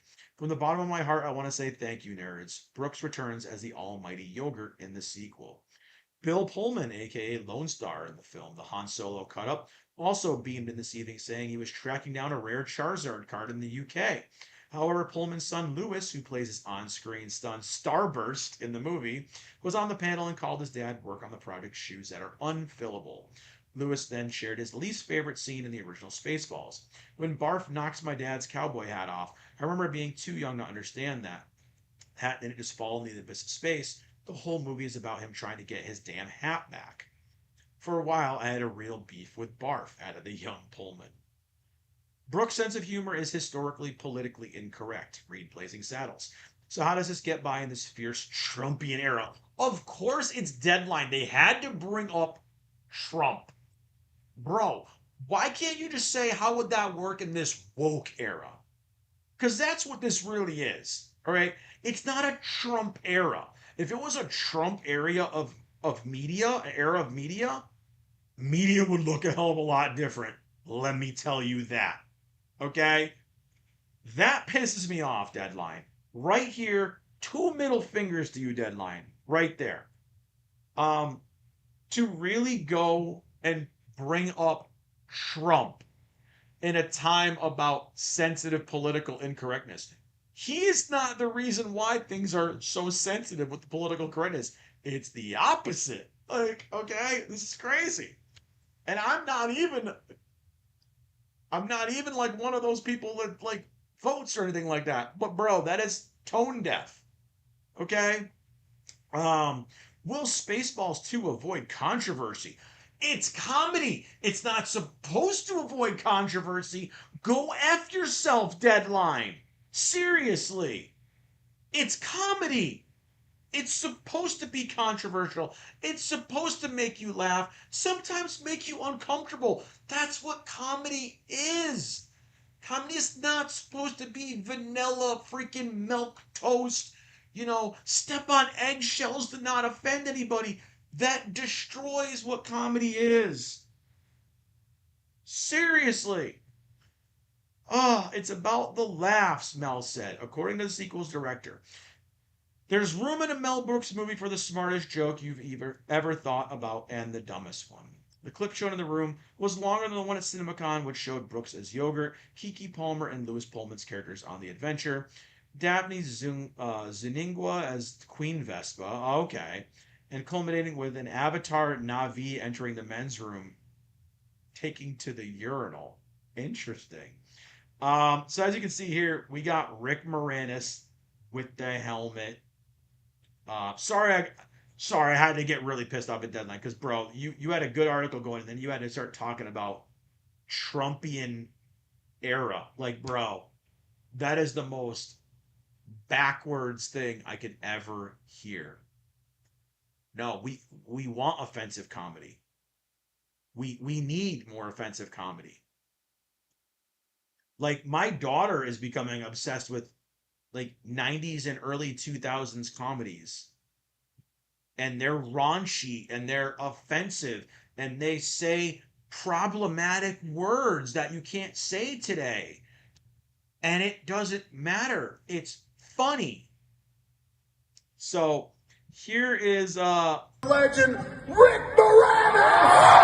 See if we can see this right here. They announced Rick Moranis. Where's Rick? No, he was just walking with us. Rick! And they can't find him. Rick Moranis! I know I saw him at the hotel pool. Bro, trying to sound like Jack Black or something. I mean, maybe he decided not to come. He was with me. Maybe, you know what we should do? We have to comb the audience. There it is. There, they're combing. I see They it. got them combing the actual dead. Over here. They're Maybe over combing the there. desert, Wait, who's right? that? With their teeth. Yeah. Try him. That was cool. That We was have cool. somebody? Yeah, I think so. There it is. Hey, lift your helmet. Lift your helmet. No, That guy. yeah, too tall to be Rick Moranis. Too tall to be Rick Moranis. Rick Moranis. Find over here. Where? Oh, They end man. up they find him. And he was just chilling there in the crowd. Give it up for the legend, Rick So Moranis! that was pretty cool. I like that. That was a cool little gimmick. I definitely like that. Now, am I excited with Josh Gad being a part of it? I don't think he's very funny. But this was funny right here. The screens displayed several iterations of Spaceballs through 11 phases, including musicals and unidentified release dates.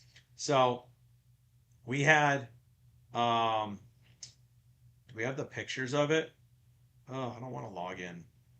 All right, we don't have the pictures of it. But we had a whole big. I'm trying to see if they posted the pictures of it. They didn't.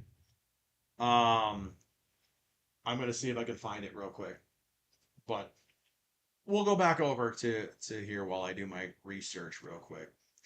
Dude, M9522, you are very upset for them canceling that unicorn show, bro. I I need to look up the show, man. You're very angry about this.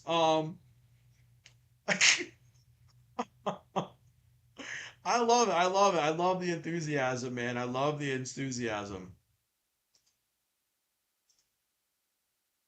Let's see if I can find the pictures of the phases for the pictures. Okay.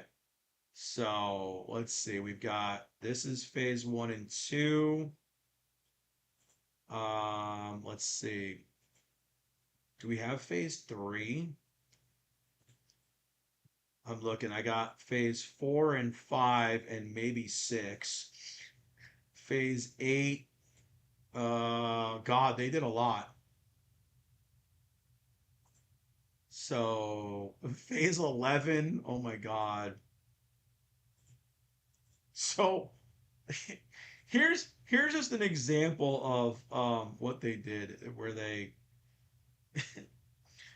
kind of went and they mocked Marvel, obviously. So we have a bunch of Spaceballs movies for phase one. We got 2028, 2029, 2030, 2031. Phase two, the Dark Helmet four movies. So we got 2032, who knows, question marks, and probably, right? And then we go phase four. We've lost count. 2037, 2030, 2039, 2040, phase five, maybe seven. And there's just a whole big thing. Lone Star, Vespa, Pizza the Hut, Dot Matrix, and then we go over here to phase eight. We give up. Spaceballs the ride, Spaceballs the podcast, Spaceball the audiobook, Spaceballs the subtitles, Spaceballs the question marks. Like, and they just did it and they mocked the Marvel thing. And I love that. I think the Spaceballs thing was the best. I think it was better than the Marvel panel. I do. I think the Spaceballs thing was better than Marvel's own Hall H. Again, all we got from Marvel's Hall H was the Ghost Rider announcement. Yes, cool. Ryan Gosling. Yes, let's go. If Nicolas Cage is not in it at some point, I will be upset. And then we got, Black Panther announcement. Cool. But Spaceballs coming back is huge. It's huge for me. I don't know about it. Yeah, I don't know. I mean, obviously, the expanded universe is a whole joke, right?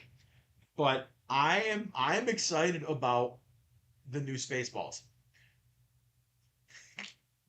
Bro, you got a hard on for this mermaid unicorn show, don't you?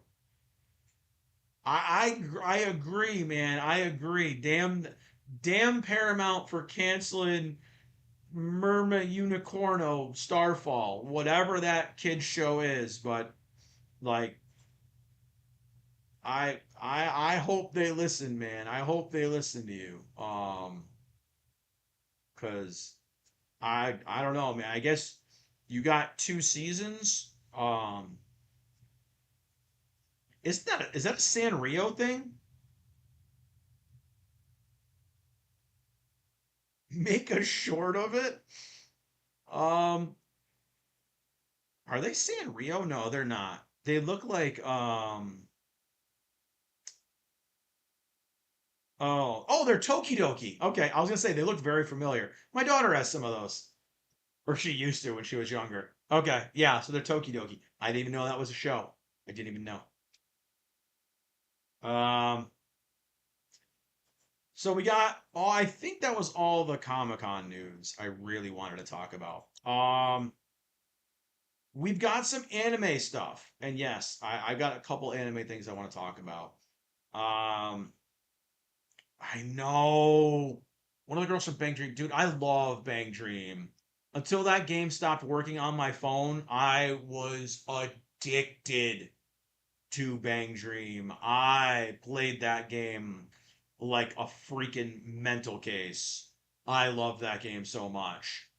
And it just stopped working on the S24 Ultra. So, I don't know. But um, great series too. I wish they would dub all the rest of it. They dubbed one season in English, and the other they dubbed season two, I think, in English, and one and three never got dubbed or the movies. But yeah, Bang Dream's a really fun series. Speaking of anime though, nothing crazy, but something I was excited about. So on Crunchyroll News, we're gonna go over to Crunchyroll News real quick. Uh, Konosuba, God's blessing on this wonderful world, season 4 reveals 2027 and new staff. I'm excited. I love Konosuba. It's one of those anime that doesn't really take itself seriously, and I love it. It's got fan service, it's got comedy, and it's like slapstick comedy. I love it. I adore it. Our useless goddess Aqua is back. The Konosuba anime's 10th anniversary event in Yokohama today revealed that the previously announced fourth season will begin airing in 2027, along with an ultra teaser visual and new staff details. The visuals tagline reads, "Let's embark on a new adventure." I love the visual, I'm going to say. It's definitely a more serious visual than what I'm used to with Konosuba. So, again, I don't know the manga or the light novels, so I don't know where it's going. But I love the visual for it. It actually looks very serious. So they did a video, and I won't because the last time I did an anime trailer, I did get copyright hit, so I can't. Crunchyroll, Sony, and stuff are very heavy on that hit for copyrights for anime stuff, so I can't play the trailer, unfortunately. But um, they can. Uh, Kanasaki continues to serve as chief director for Konosuba. Season 4 with Studio Angie taking over the animation production from Studio Drive. I don't know how I like that. And we're getting a new director, same series composer, same character designer, same sound director, same music composer. So nobody really knew there. I was hoping we are going to announce some voice casts, but here we go. Here's the new story. No, it's not a new story. It's just okay. It's just a synopsis of Konosuba, so we don't really need that. And leading into that, we're also getting a new Konosuba RPG. I got excited, and then I realized it was a mobile game, and I got less excited. But we're getting mobile and PC. Pre-registration is live currently in Japan. Not only is Konosuba Season 4 on the way, there's also a new game in the works. We'll have to wait until next year to check out the fourth season, but the game titled Konosuba, God's Blessing on This Wonderful World, Prosperity to the Beloved Town, is set for a 2026 launch on iOS, Android, and PC in Japan.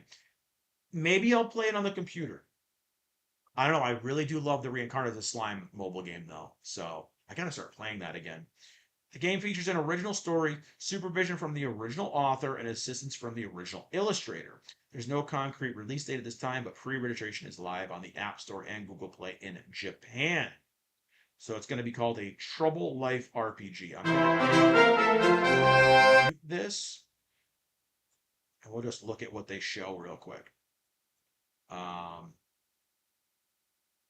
So we're getting, it looks like it's going to be very similar to the Reincarnated as a Slime mobile game.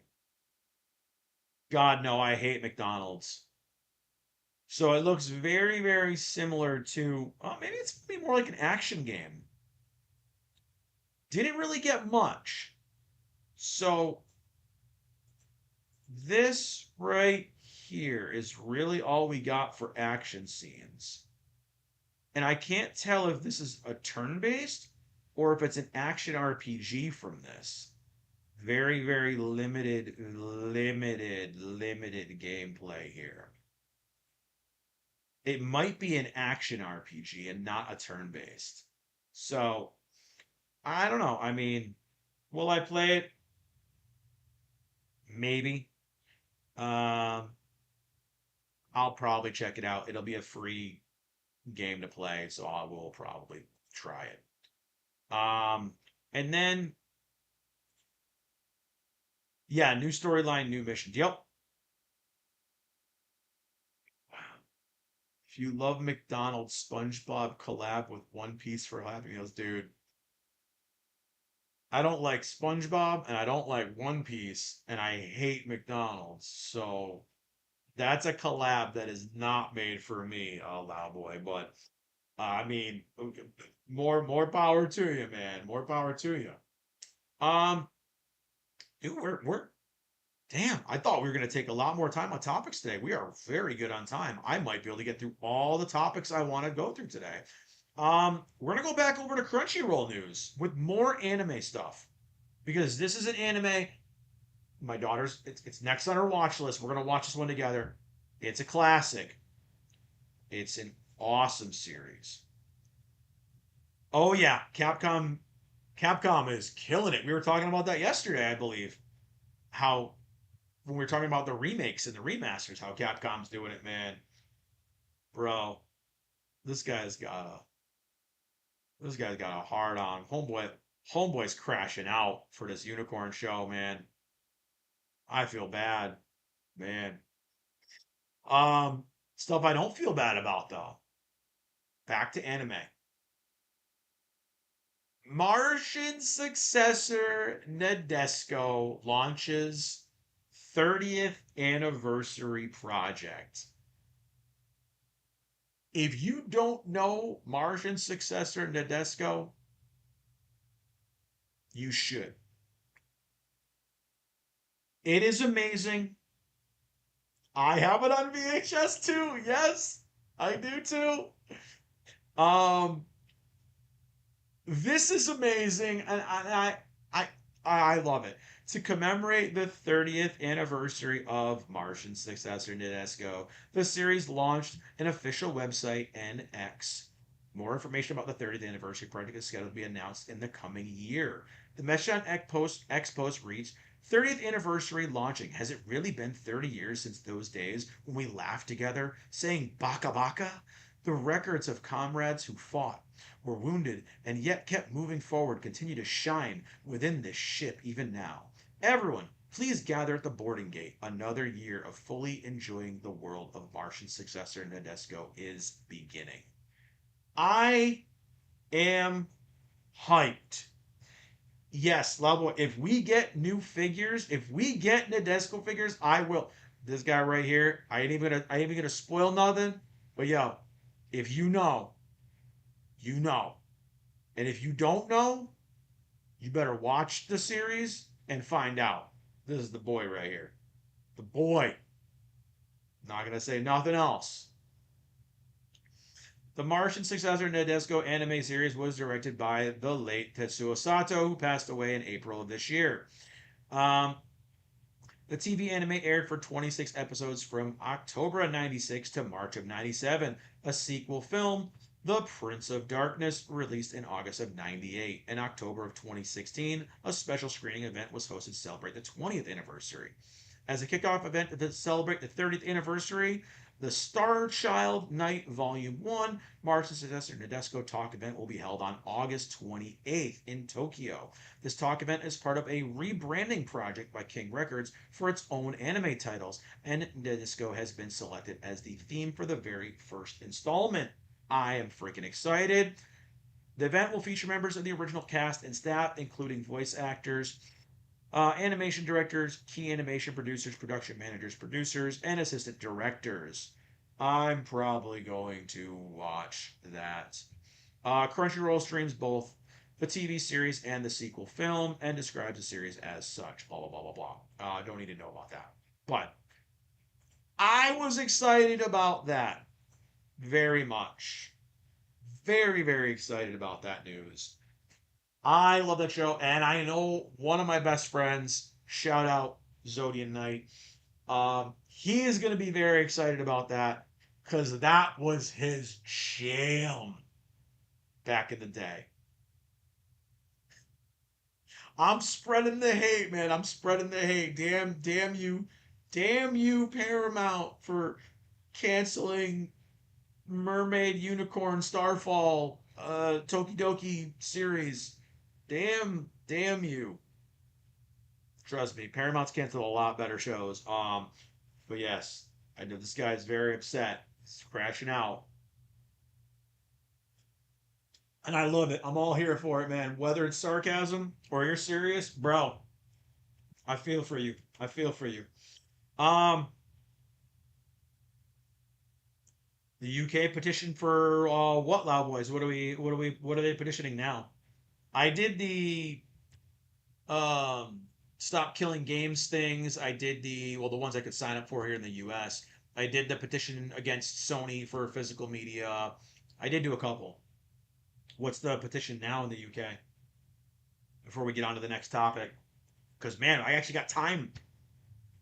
I thought we were gonna be able, but Marvel's Hall H panel was kind of ass, so we didn't really have to go over too much. Oh, okay, the Sony and disc games. Okay. See, I want to be able to sign the UK one because I'm in the States, but I signed the US ones. Um, Speaking of games, let's talk about games now.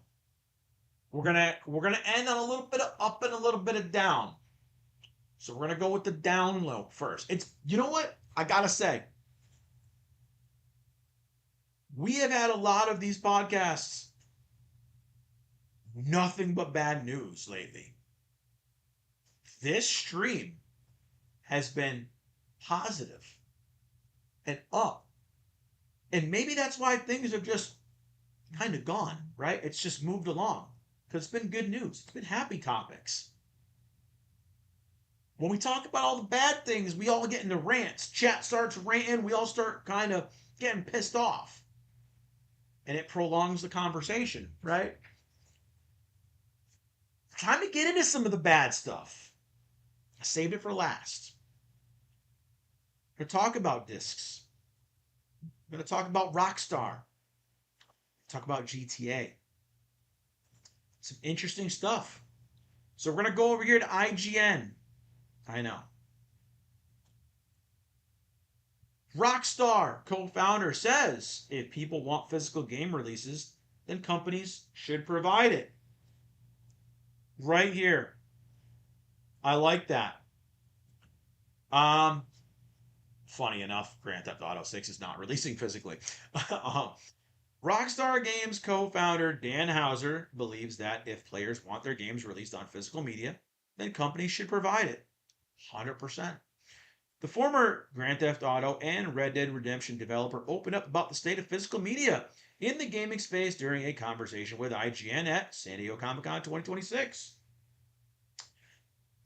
He didn't have a strong opinion when asked if he personally cares about physical versus digital, but when it comes to others, his thoughts were pretty cut and dry.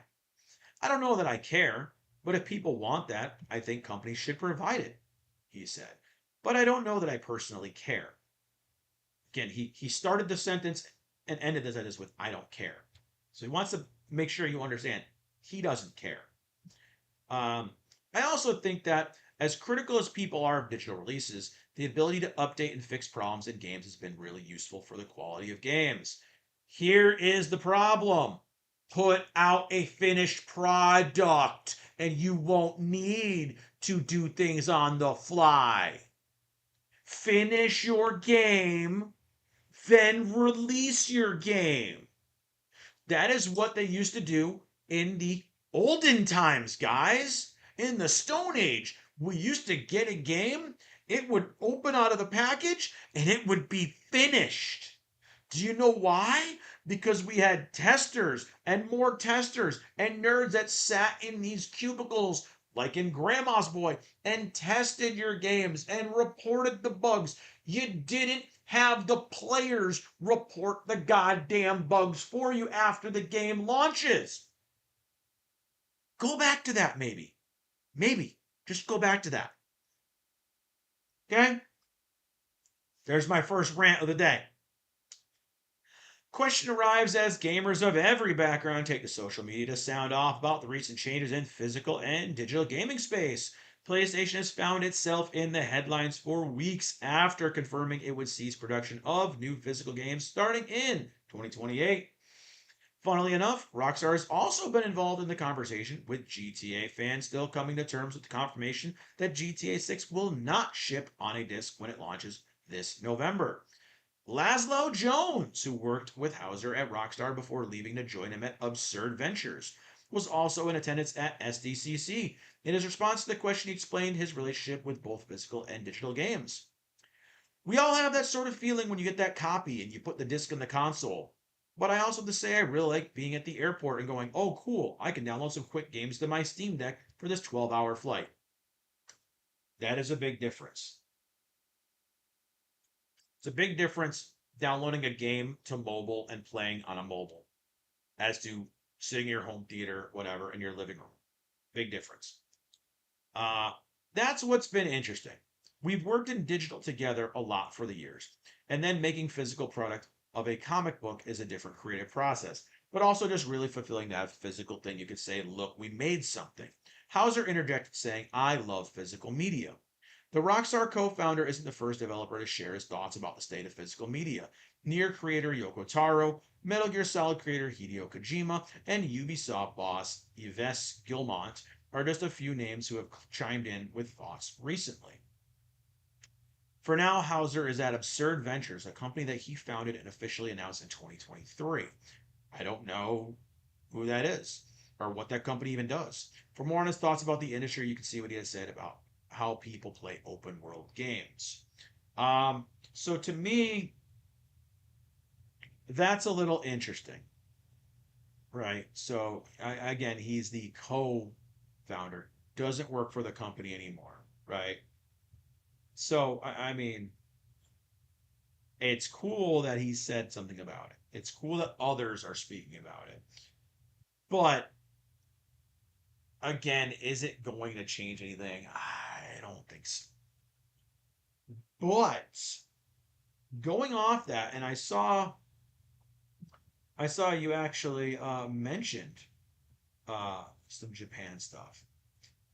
Speaking of GTA, bro is crashing out over these mermaid things. Oh my lord, it's the best. I love it. It's like my favorite stream today, or this week, man, or this month, or this year. I don't know. This is awesome. Here's a little interesting thing. Speaking of GTA and Japan, I'm gonna go back to IGN for a minute. I didn't look into this much. It just popped up to me, and I really wanted to look at this since we have time. Physical copies of GTA 6 will expire 170 days after launch date in Japan, all in the name of financial protections. That's interesting. So I want to get into this and we'll discuss this a little bit because this is very interesting to me. And this is part of the thing that scares me about physical or versus digital. If you're buying, quote, physical copies of GTA 6 in Japan, you better act fast and download that code lickety split, else it might expire while you're not looking. Rockstar already ruffled some feathers after revealing that physical copies of GTA 6 would be that in name only. You get a box, but a disc won't be inside of it. Instead, you'll get a digital download code, which in some regions will expire after a certain period of time has passed. As spotted by Power Unlimited I almost said communist columnist Genki, Rockstar's official website states that physical editions of the game will expire in Japan 170 days after launch on November 19th, 2026, due to regional regulations.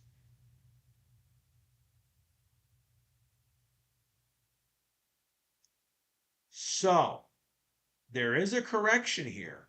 And we'll get into that. So, they're already corrected it. So, this could be nothing. While there was some initial confusion as to whether or not this only applied to separate codes for the DLC, it has since been confirmed that yes, the actual GTA product code will expire if not claimed after 170 days within Japan. Genki cited Japan's Payment Services Act as the reason for this. It's a strict law that aims to protect consumers from getting scammed, requiring sellers of digital codes to set aside large amounts of money in the event their companies go under or disappear from the market completely. To no one's surprise, most corporations don't want to hand the Japanese government tons of cash for indefinite safekeeping. Luckily for them, there's a way to circumvent this. If the product expires in less than 6 months, the rules don't apply, which is why the GTA codes have an expiration date of 170 days. Regardless of the intended financial protections, folks online aren't too happy with this news. With one theorizing on X, I guess they'll need to refresh the stock pretty regularly to avoid people buying an out of date code. Yes, that or they don't do any more shipments after it's sold out. Rockstar's decision to push codes in lieu of physical discs for GTA 6 was hot on the heels of Sony announcing it will stop printing game discs in January of 2028, sparking heated debates around digital ownership that hasn't shown any signs of slowing down. In fact, nearly all of PlayStation's recent social media posts have been inundated with angry comments from players protesting the platform's controversial business move, with the latest trailer for Resident Evil getting flooded with jokes about the central character isn't transporting an organ, but rather the last physical game copy in existence. Players can't help but fear that this signals a transition that will echo through the rest of the industry, leading to an all-digital future where games, movies, and more can be pulled at will, despite the customers having paid for them. Protesters are even suggesting a full PlayStation blackout, urging players not to use Sony from August 23rd to the 30th as a way of showing the company they mean business. Whether or not it'll actually happen or prove effective remains to be seen. So that is interesting. Um, Now, so you guys know, Japan has a lot more strict laws than most places, right? So what they're saying is if this code lasts less than 6 months, then they bypass the protection fees. So what Rockstar is going to do is they're going to put a 170 day instead of 180 days on these codes. So that is true now. What is going to happen? Are we going to get different shipments of the game, quote unquote, as they sell out in the stores? If a store sells out all their physical copies, have you? Is that it? Is it done? Will they be able to get more? And what is that going to do for stores at the end of the day in Japan? Because everywhere else they're going to have codes with longer shelf lives. So I don't know. It's very fascinating to me that now we're going to give you a physical case with a digital code, but that code's going to expire in less than a year. So I don't know, man. That is more of the scary part of the digital ecosystem. To now you could think you're buying a game, right? You see it on the shelf and you think you're getting a code in the box, whatever, and that code's already expired. Is the store liable for that if they don't know what the date is inside the box? Is the date going to be printed on the box? Those are the questions I have. So, it's a very interesting kind of thing. Paramount is being ludicrous, bro. Just wait, because aren't they buying Warner Brothers too? It's going to get worse.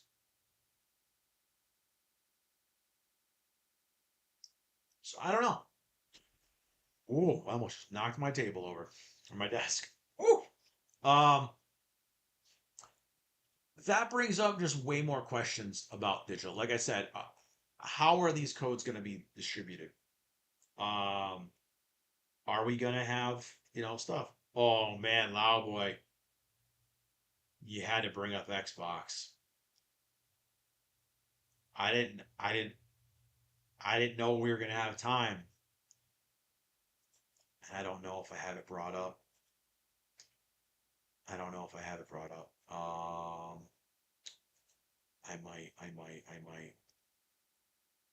I might have it brought up on my Twitch or my Twitter. Let me see if I do.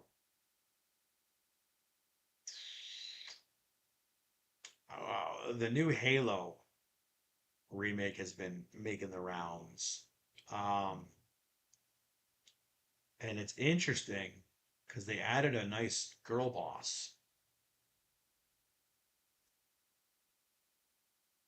to the story that talks down to the Master Chief and says how she's not impressed by him and all kinds of other good stuff. Um, Here we go right here. We'll go over to Twitter. We're gonna go over to Twitter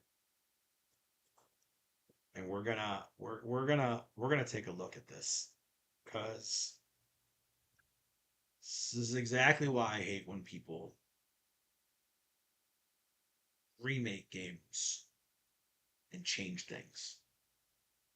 Talked about it yesterday with Final Fantasy VII. But this is where it's really bad. And I say they Gears of War Halo.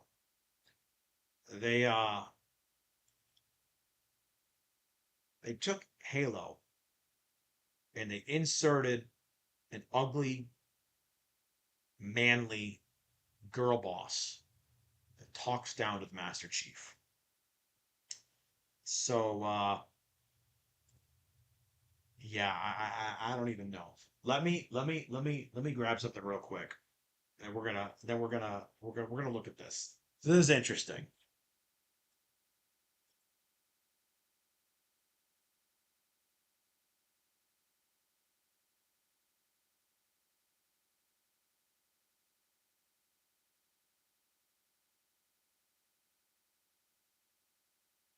Sorry, I had to grab my cans. They were in the other room. I had to grab my headset. They were in the other room, and I'm gonna move my mic real quick. I had to grab my headphones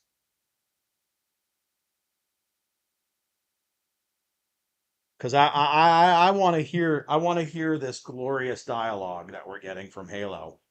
Um, let's go to this because now this is something funny. All right, so all right, got my cans. I got my cans. We're good. We're good. We're good.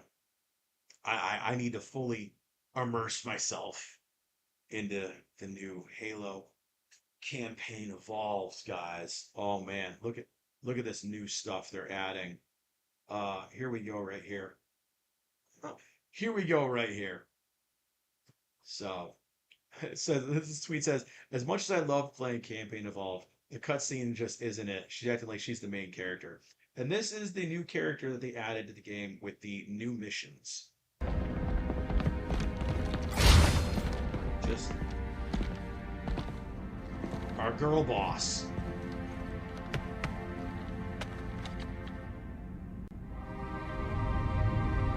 Like she owns the place. Look at her.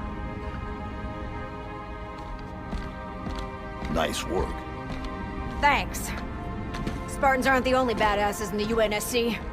Shut up. So, did you take out the prophet? Negative. Whatever the... So, there's actually more of her, where she's telling you that she's not impressed. But this was funny too. This is from another streamer, and it's very funny. When you're on her ship, right? This is one of the new missions, right? You can murder in the game all the male crew members, but you cannot harm the female ones. Look at this. Look at how funny this is. I retweeted this and I said, I need whatever armor they have in this game. Watch. They say ow and oh, but they don't move, right? What the hell are you doing? The guy? Did you see that? Wait. The guy? His head explodes in a bout of blood. The guy characters can have a red reticle on their heads. The women all have green on their heads, right? But you go over to the dude, right? The dude can get killed. That dude can get killed. But the women over here, he empties clips into her and she does not fall. All the dude characters can die. It's very funny. To the bridge. The Master Chief has gone rampant. Take him down, boys. She just goes, ah! I'm shutting you down. They scream, but they can't be killed. Only the male characters can die. I thought that was very interesting. And then I was trying to see if they had the new character, more of her. Yeah, they downgraded Cortana. I'm sorry. But the new character, dude, she is god awful. Crazy, crazy, crazy, crazy. So it's been pissing a lot of people off. I was looking to see if there was another, because there was one other video where she talks down to Master Chief.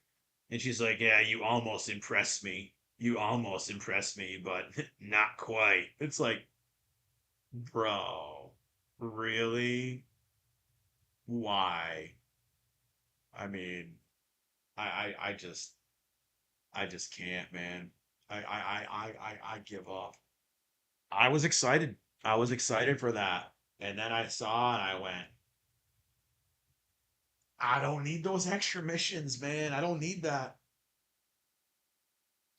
All right, man. Get sending that message, man. Start sending that message out. So, Sam, what did you think about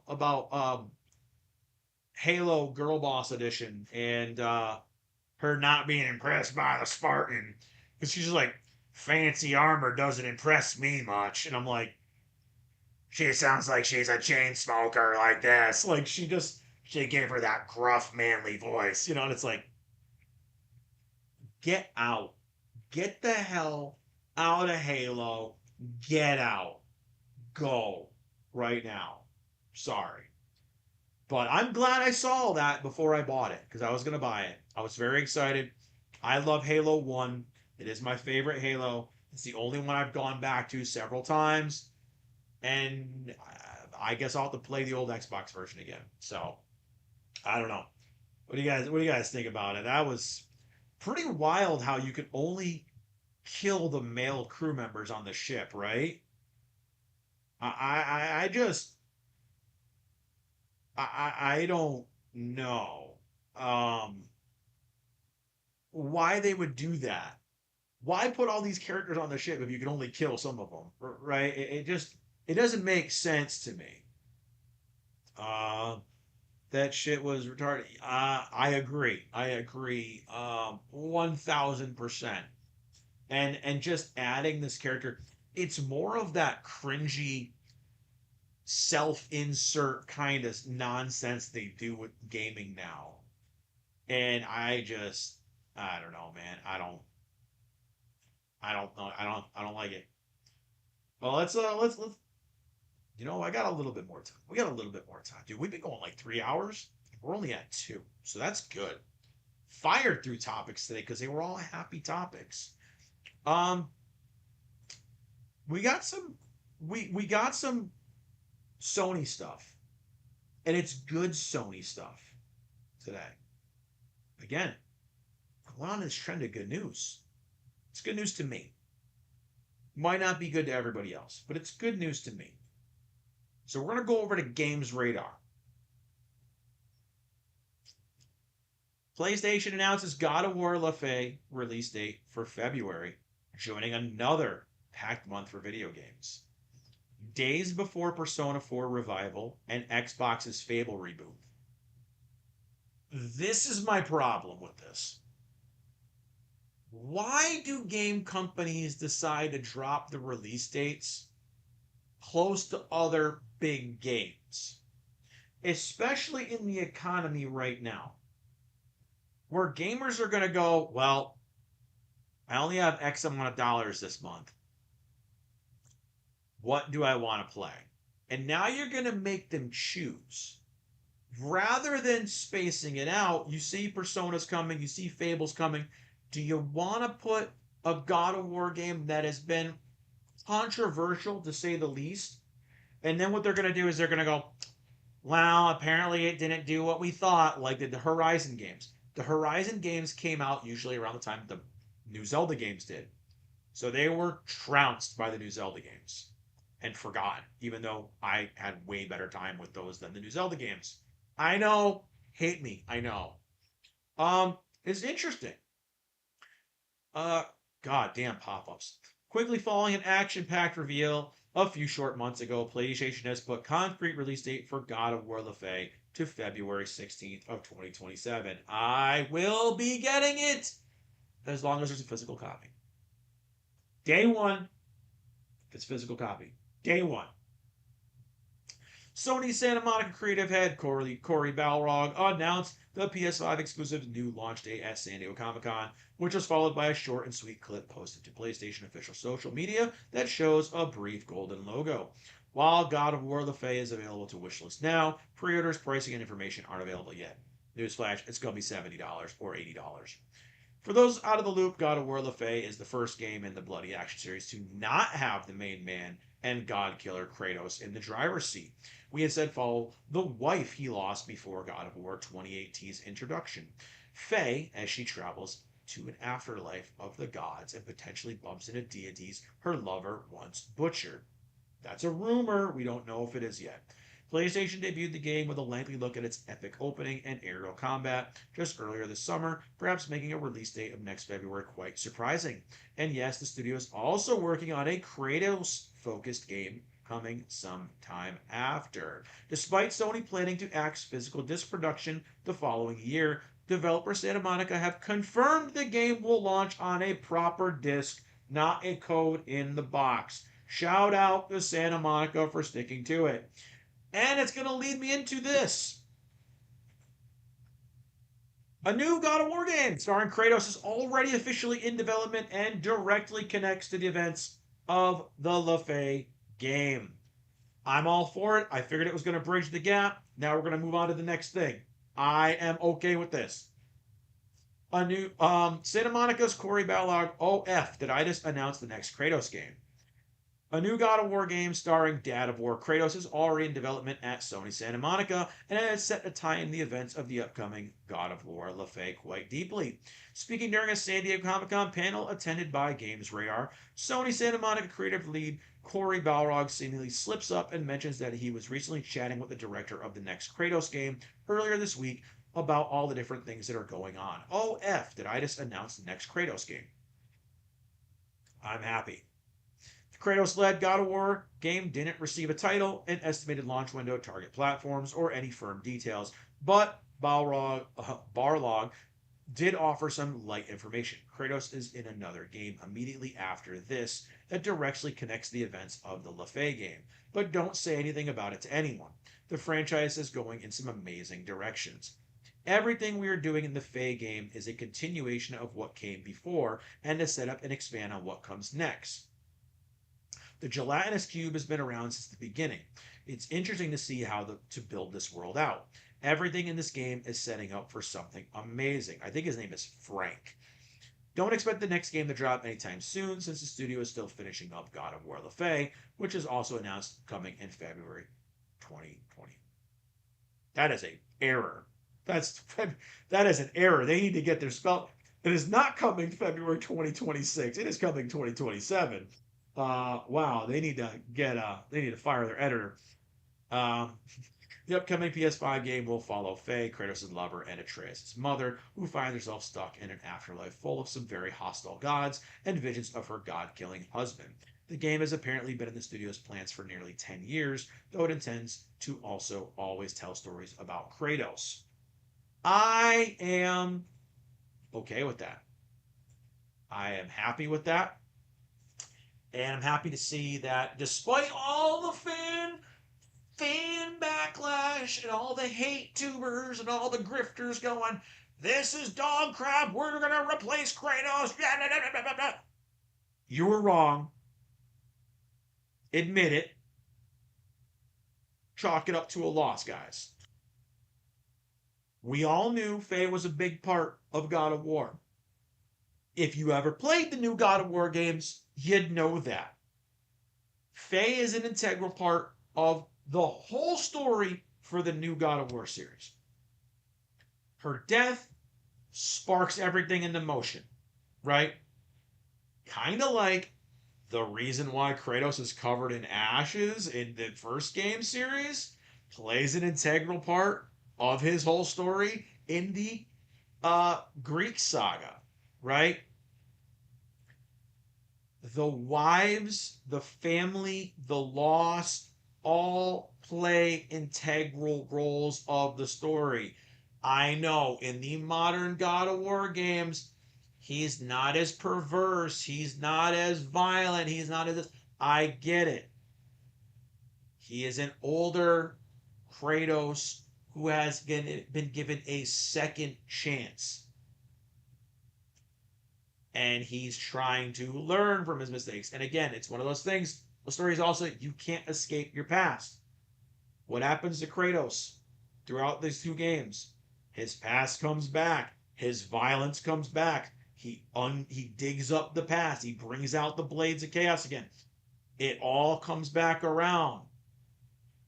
There is meanings to the story and the way the story goes.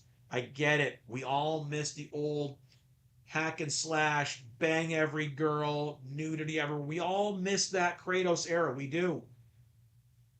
But the way they evolved it was done very well. And I will die on that hill. So I am excited to see where God of War goes. I'm going to assume, here's my thoughts. LaFay is going to go through the end of Ragnarok. So time might move differently, maybe, in the afterlife. And by the time things clear up, Kratos may be moving on to another pantheon. That's what I'm going to guess. This is going to bridge kind of that gap. Because in the trailer, we saw Egyptian gods and we saw, oh my God, what were they? Were they Tibetan gods? I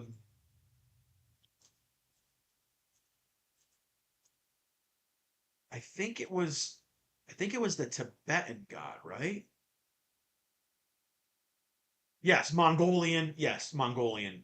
Okay, I just want to double check. I didn't want someone to call me racist because I was mixing up, mythologies. But yes, Mongolian / Tibetan. So we've got two different routes Kratos could go in a future game. With Faye, perhaps bridging that or creating that opening. And I'm all for it, man. I'm all for it. I think if you know the lore, if you paid attention to the lore, all the people crying about Faye and, oh, it's going to be girl boss the game and it's going to be this. Didn't play the games, don't know the lore of Faye, and can go F themselves. Because guess what? Faye fought Thor to a standstill. That is the lore. So her being able to whoop ass isn't a surprise. I'm just putting it out there, guys. So I'm excited. Again, my only concern about the Faye game is gonna be the writing. And if it has bad writing, it's gonna ruin the game. Other than that, if they get the writing, they make her vulnerable, they don't make her the best in the world at everything right away, which from what we saw, she takes a beating She gives it and she takes it. So we are going to hopefully see her broken. We're going to see her vulnerable at the loss, at her own death, uh, struggling with her own mortality. I want to see those things. I want to see her struggling with the loss of her family. I want to see those. I don't want to see her just dust herself off and be the best at everything. I want to see the vulnerability, much like we did see with Kratos throughout the new series of games. And I'm hoping that's what we get. So, and then we got another Kratos game. So awesome. Awesome, awesome, awesome. I am very excited about it. So, I think that's going to be it for today, though. I think we're done. Covered all my stories. Only went 16 minutes over my 2-hour mark. So, that's good. Not as many rants and raves as I usually do. So, that's good. I'm happy. We're going to end it for today. Got my chat fixed. So, that's good. I'm happy for that. And, again, hopefully throughout the next week or two, we're going to add a little more bells and whistles to the stream and get things going. But that is going to be it for today, guys. What can we expect for the rest of the week? No stream tomorrow on Wednesdays like usual. If I can get in, because there is new Zenless Zone Zero and new NTE content dropping tonight. I might try to pull off a stream tomorrow. We'll see. I do have an unboxing, a figure unboxing dropping tomorrow as well. Thursday, Friday, game streams. Friday afternoon, episode of Prize Figure Face Off. Not spoiling who it is, but it could be a Buy Cute series. I'm not going to tell you what, though. Stay tuned to the video to find out. This week, as I said, the best of kind of rehashing that I did ain't doing too hot. So I may pivot and we may switch what we're doing for the week. So we will see. Let me do a wellness check on Rin. Rin is up to 38 views. Very, very low for Rin and very, very low for shorts for me. So I might pivot and do something completely different, but we'll see. So we may get something different. We may get some more mid-year stuff, and we may not, but it's going to be it. And then next week, episode 27 of the Caffeinated Collector, I will be joined. It is the return of my one-time so far co-host, the Gigi Monstar, coming back. She's going to come back home. We're doing an episode together. I promise she will not be overtired and falling asleep this time. The banter and the making fun of each other will occur, and it will be fun. So that is going to be it for today. What you guys can expect for the next week. And then again, next Saturday, I do go on vacation, so we'll see what happens. You're going to definitely get some content, but I don't know what yet. So that is going to be it for today. As always, thank you to everyone who came in and chatted. Chat works. Thank you to everyone who came in and lurked, people who popped in, people who subbed, people, all you guys. And to everyone who's been watching the VODs afterwards. Again, I appreciate you guys. I appreciate all the support. And still churning on to get monetization. So let's keep going. Let's keep going with it. But that's going to be it for today. Thanks for stopping in, talking nerdy, and hanging out. I'll see you guys all later on this week. Make sure to check out all the new videos. Until then, I'll see y'all later. Bye, everyone.